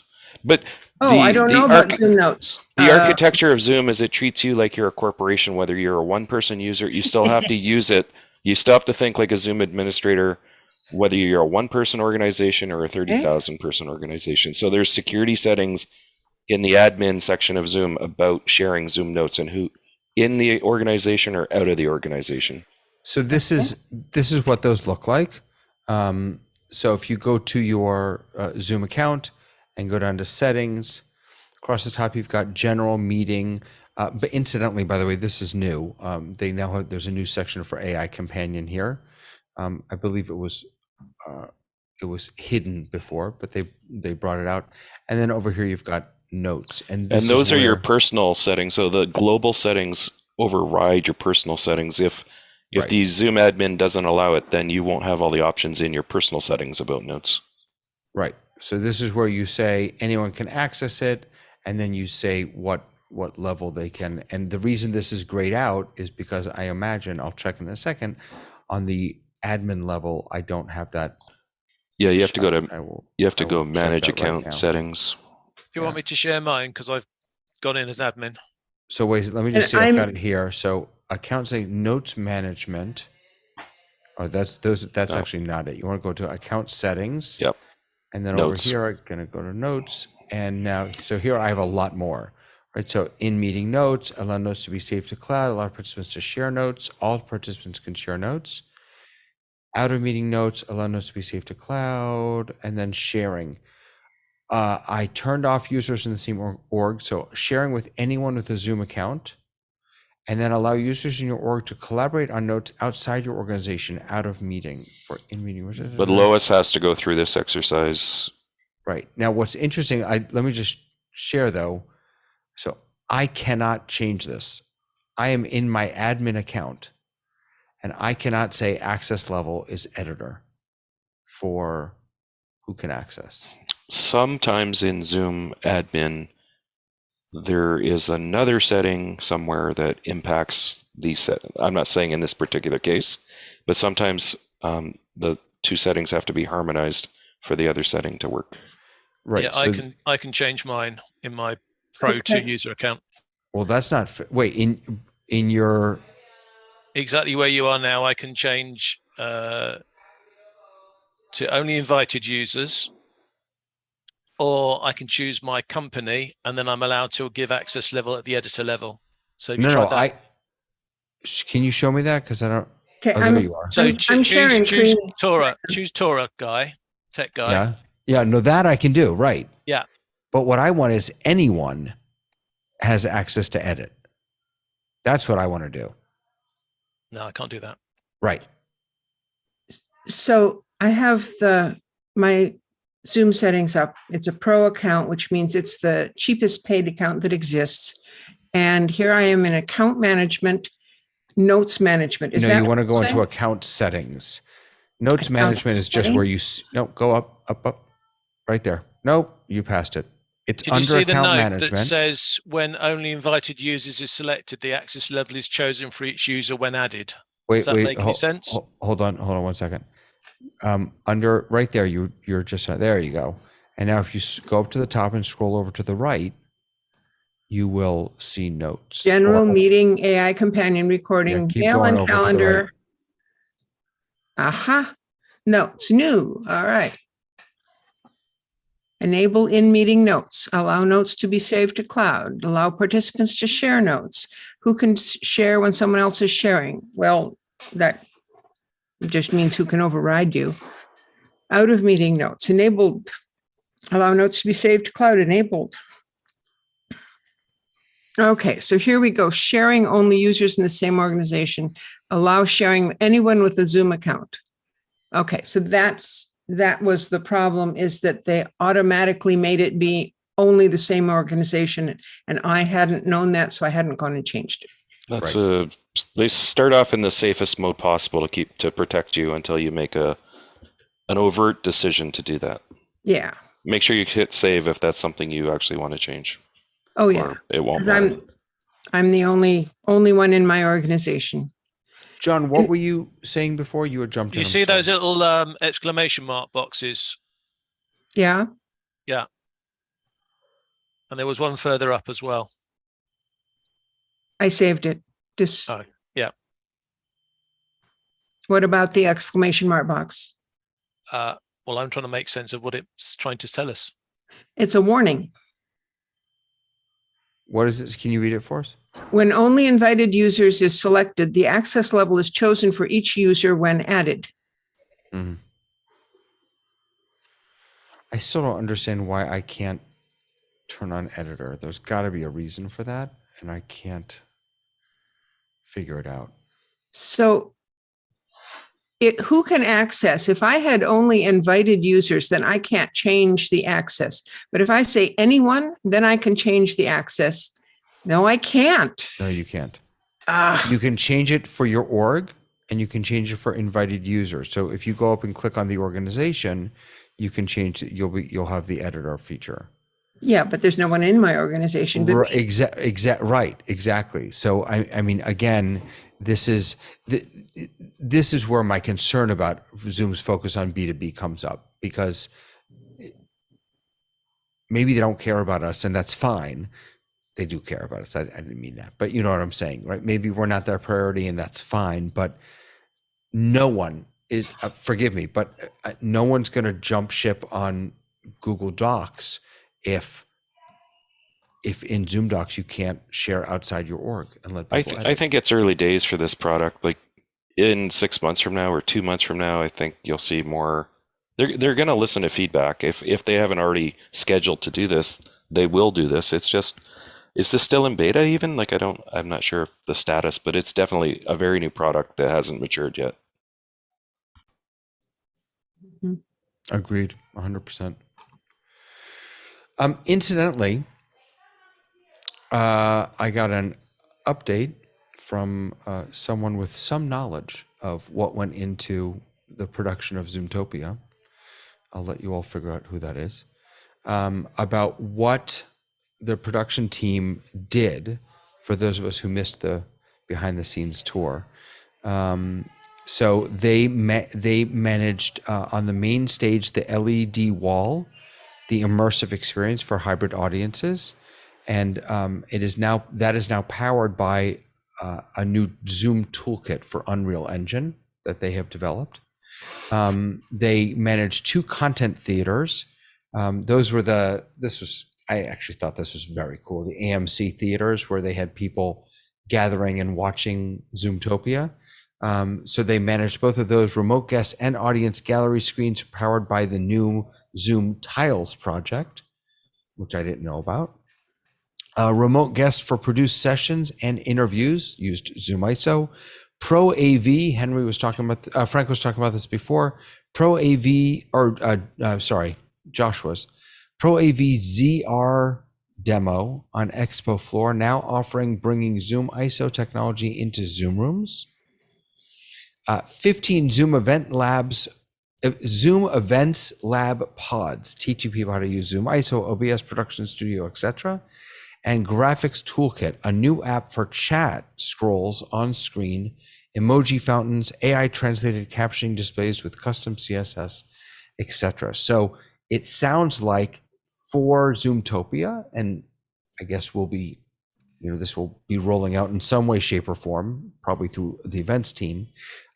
They now have a new Zoom toolkit for Unreal Engine, a new Zoom Tiles project for gallery screens, and a new graphics toolkit for chat scrolls and emoji fountains and good stuff like that.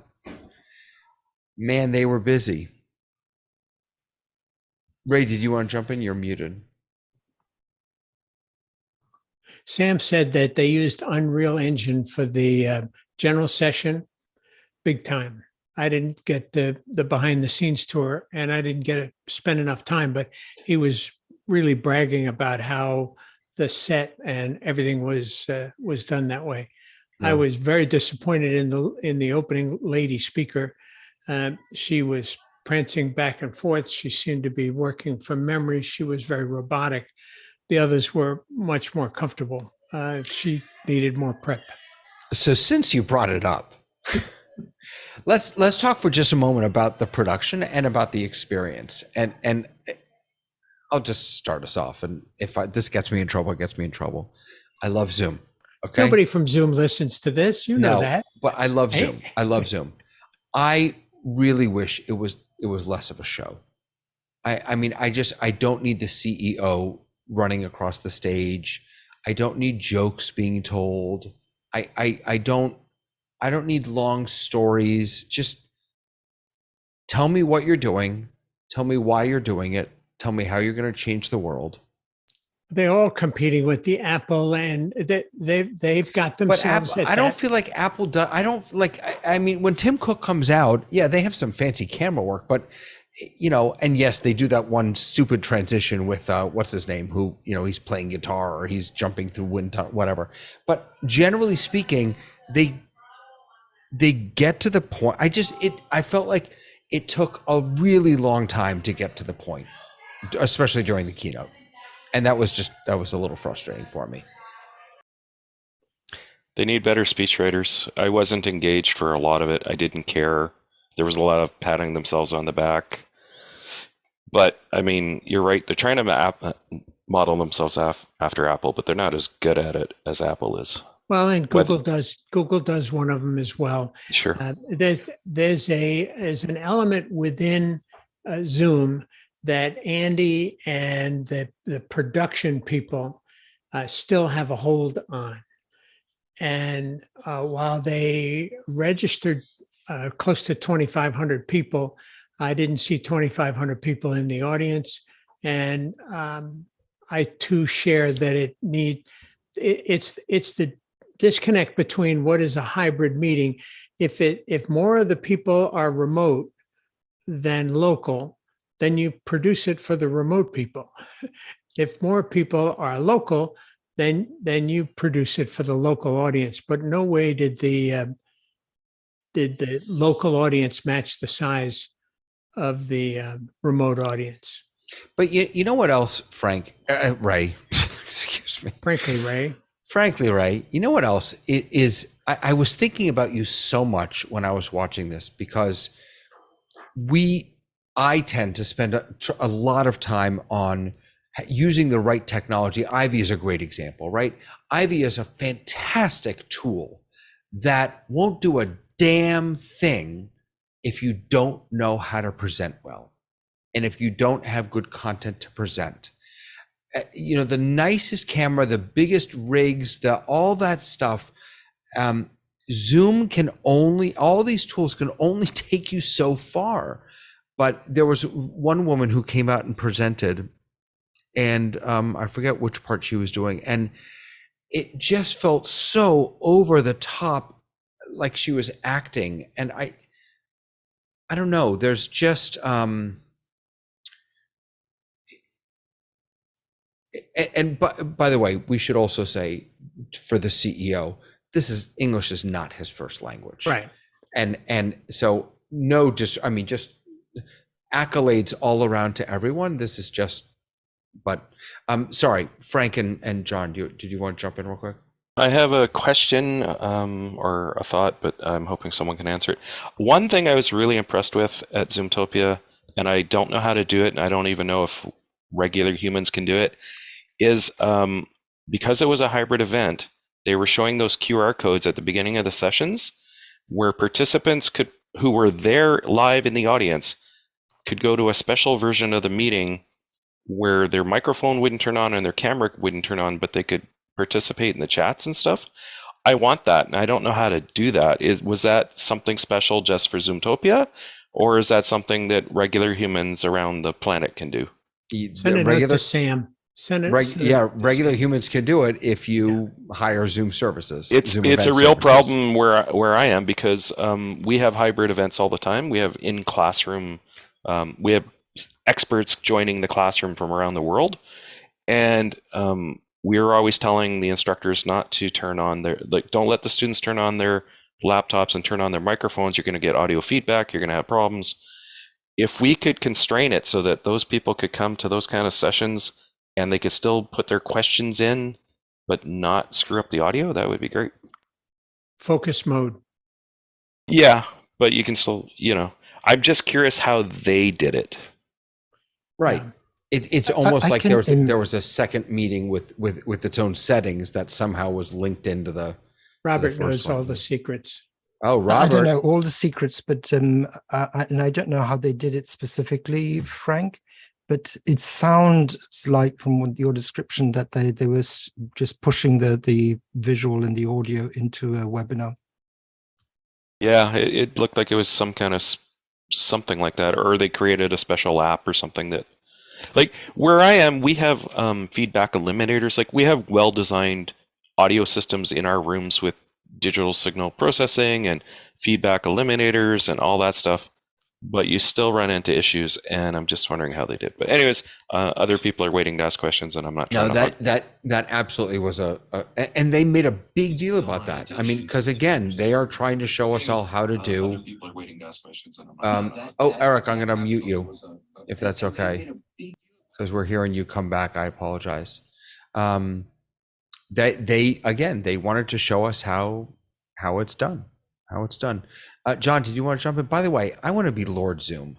That's not fair. I've got the domain name. So Do you really? Yeah, I've got the domain name. Okay, you win. Yes, that's right. Spell it differently, David. Spell it differently. Yeah, put three O's in. Right. Lourdes, like the miracle place. Or Lord, as it like the singer, LOURD. Forget it. John, did you want to jump in? Yeah, I'm even lordzoom.zoom.us as well. You win. Yeah, you're talking about the speakers. Quite frankly, the quality of the speakers is really 3 years, 4 years, 5 years. It's amazing how much technology has moved, and yet how bad. I mean, I should bring my production system on to show off sometime. But it really amazes me how they got all this technology and actually how bad the speakers are. I mean, they're not just bad, they are not good communicators. There are people now, and there are 2 people on this call who train people how to communicate.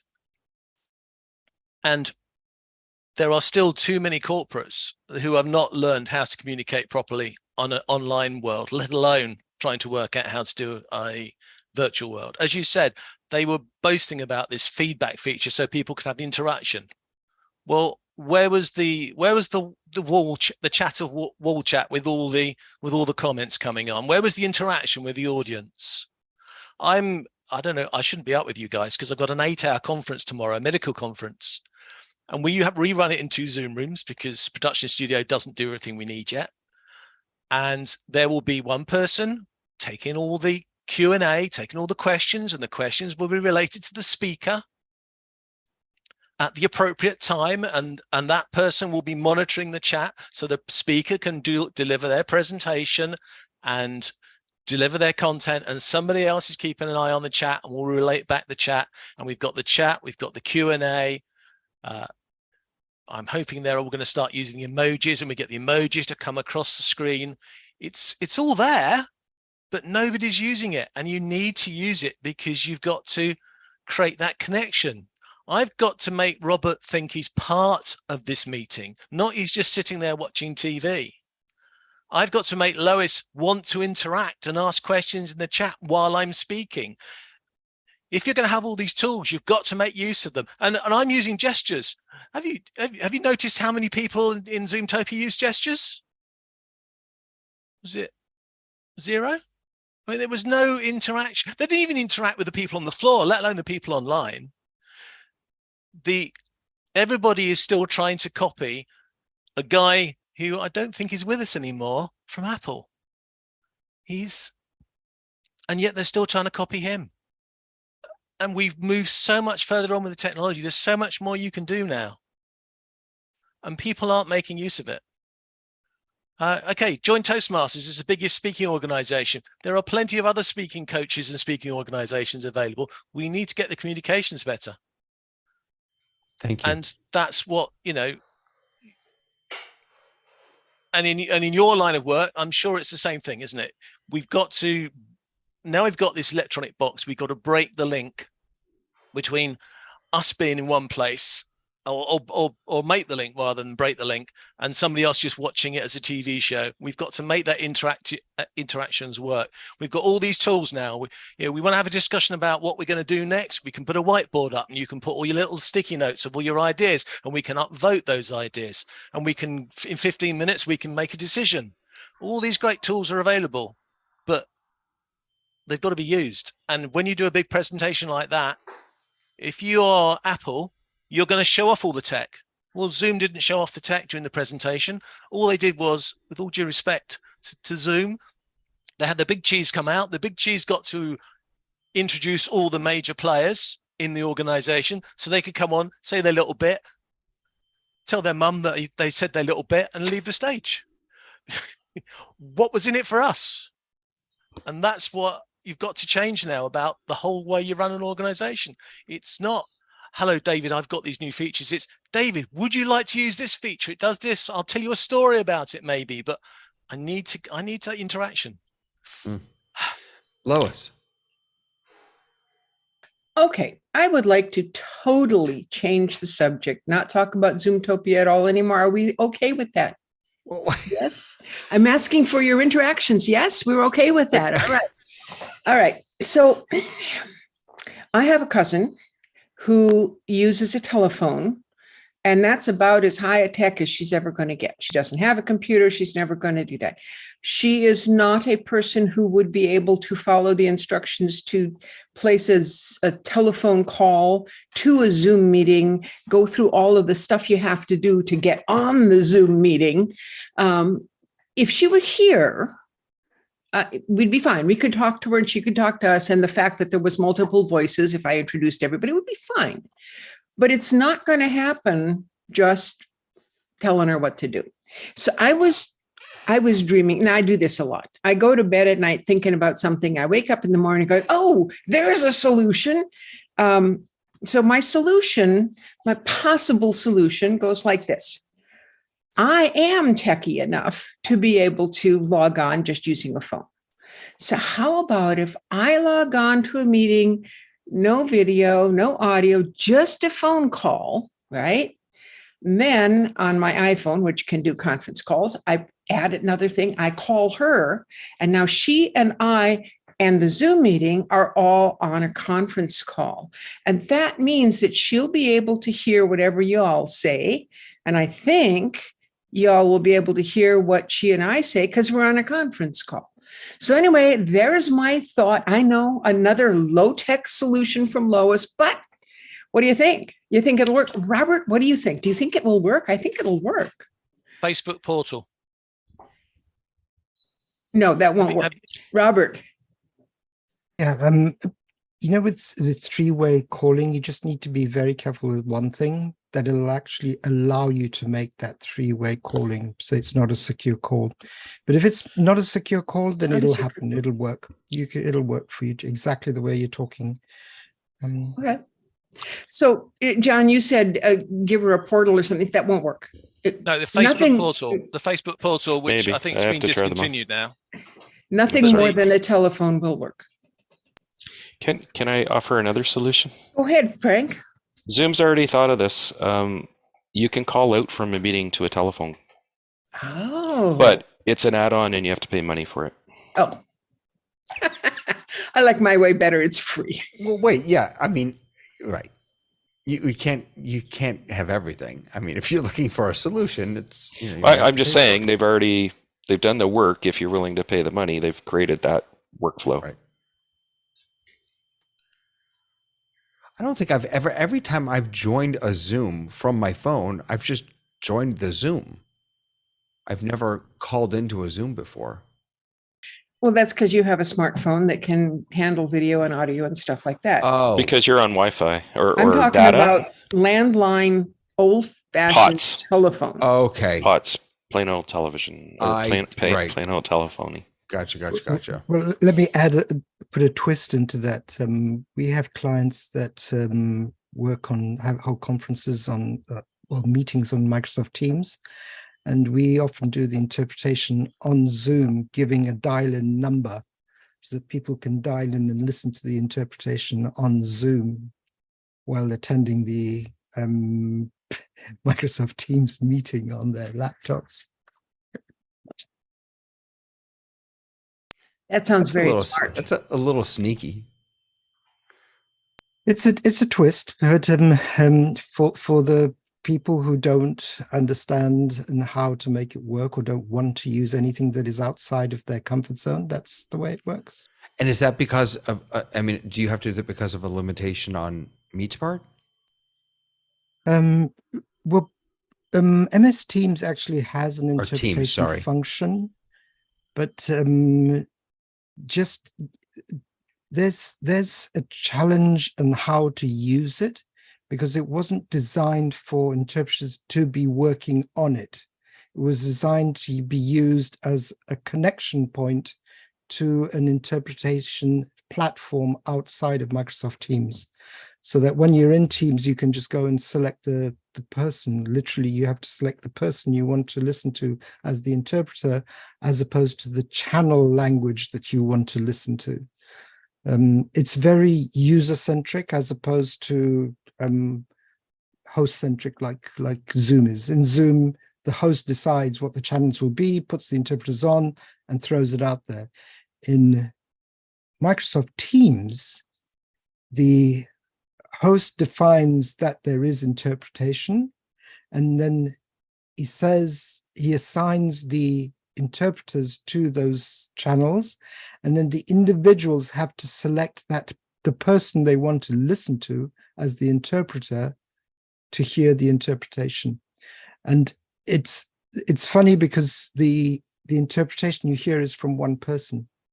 It's like one audio channel. So there's a lot of work to be done there. I know they're working on it really hard, but they are far away from it. So that's a workaround. That's an easy workaround, which sometimes we have that second meeting not on Zoom, but we have it on Microsoft Teams, but it's just an ordinary meeting, and people are listening to the interpretation on their phone. Sometimes what we'll do when we have audience participation from phone calls, we'll take the complexity on our end.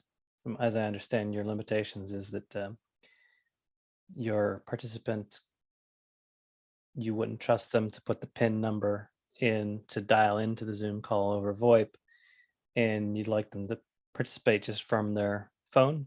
One pretty straightforward solution, you will have to take the complexity on your end to simplify their end, which is you can simply have them call you, give them your phone number, and use a service. What works fairly decently is use something like Google Voice.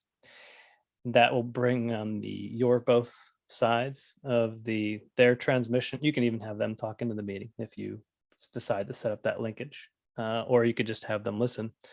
But you'll need to manage the complexity of doing the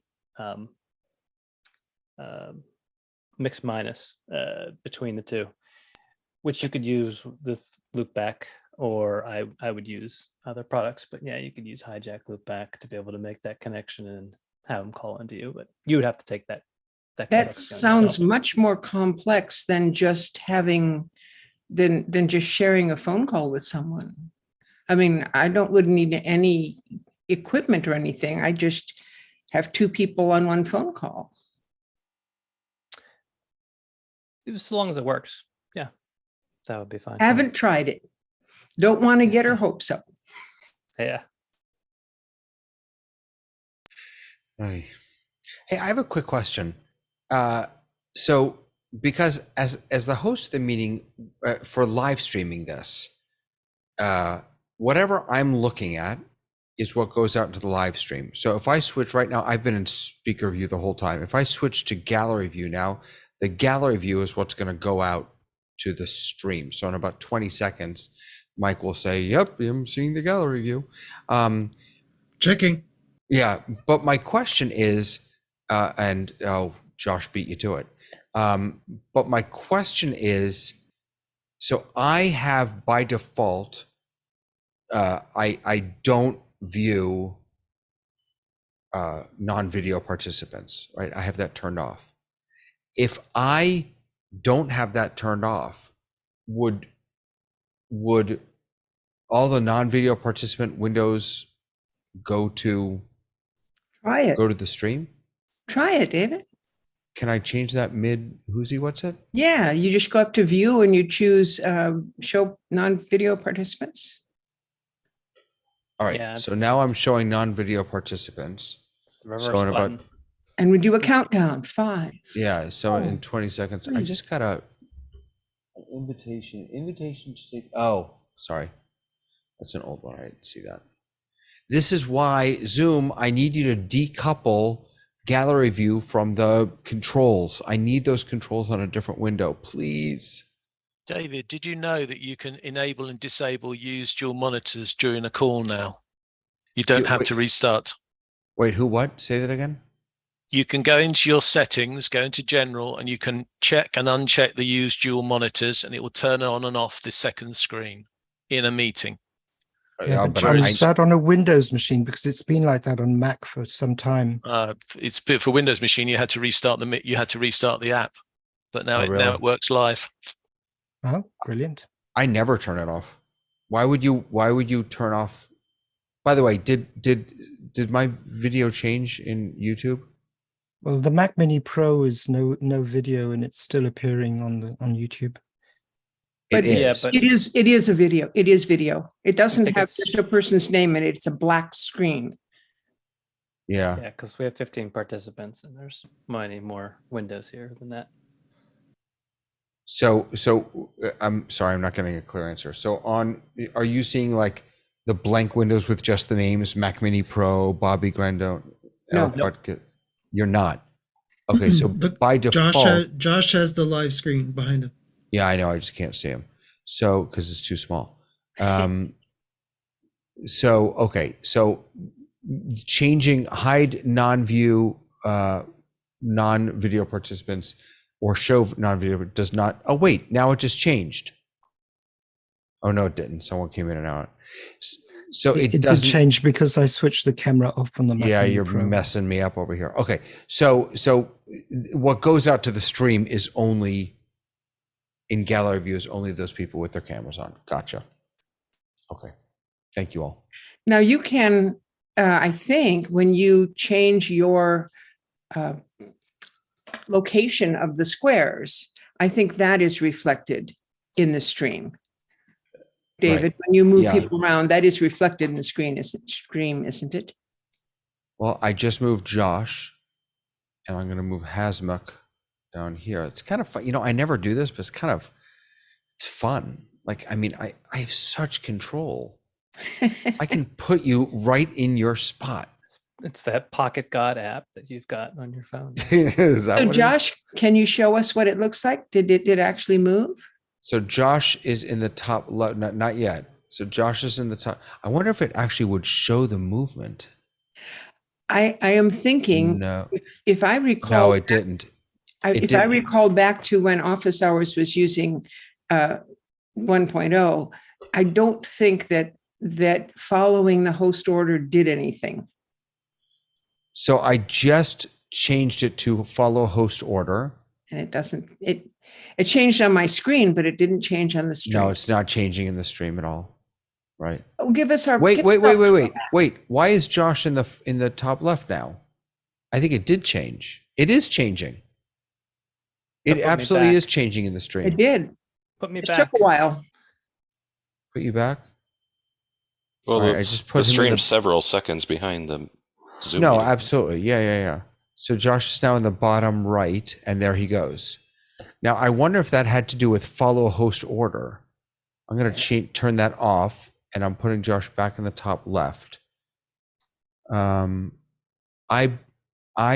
think Uh-huh. if follow host order isn't on, then the live stream does not reflect those changes. It doesn't. Yeah. Well, that's good to know. That is good to know. Oh my goodness. All right, friends, it is 5 o'clock. The last of the Jewish holidays starts in an hour for this month. that I've got some downtime. It's 5 o'clock somewhere. It's 5 o'clock. Oh yeah, I forgot. The world doesn't revolve around me, Josh. I thought it was 5 o'clock. I mean, everywhere. Between the two of us, we could probably agree on that.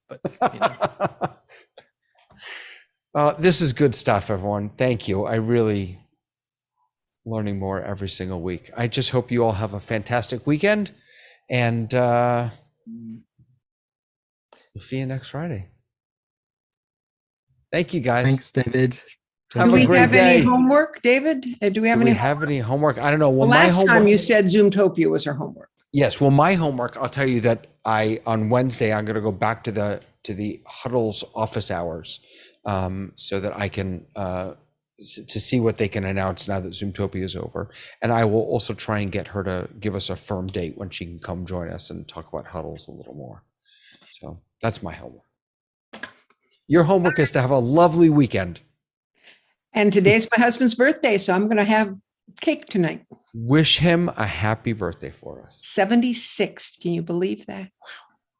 Wait a second. I wonder if this will work. Hold on. You're going to give me balloons. Oh, didn't work. Wrong video. I had a happy birthday video queued up, but it was the wrong video. Sorry. Well, All right, guys. Bye. See you later. Bye.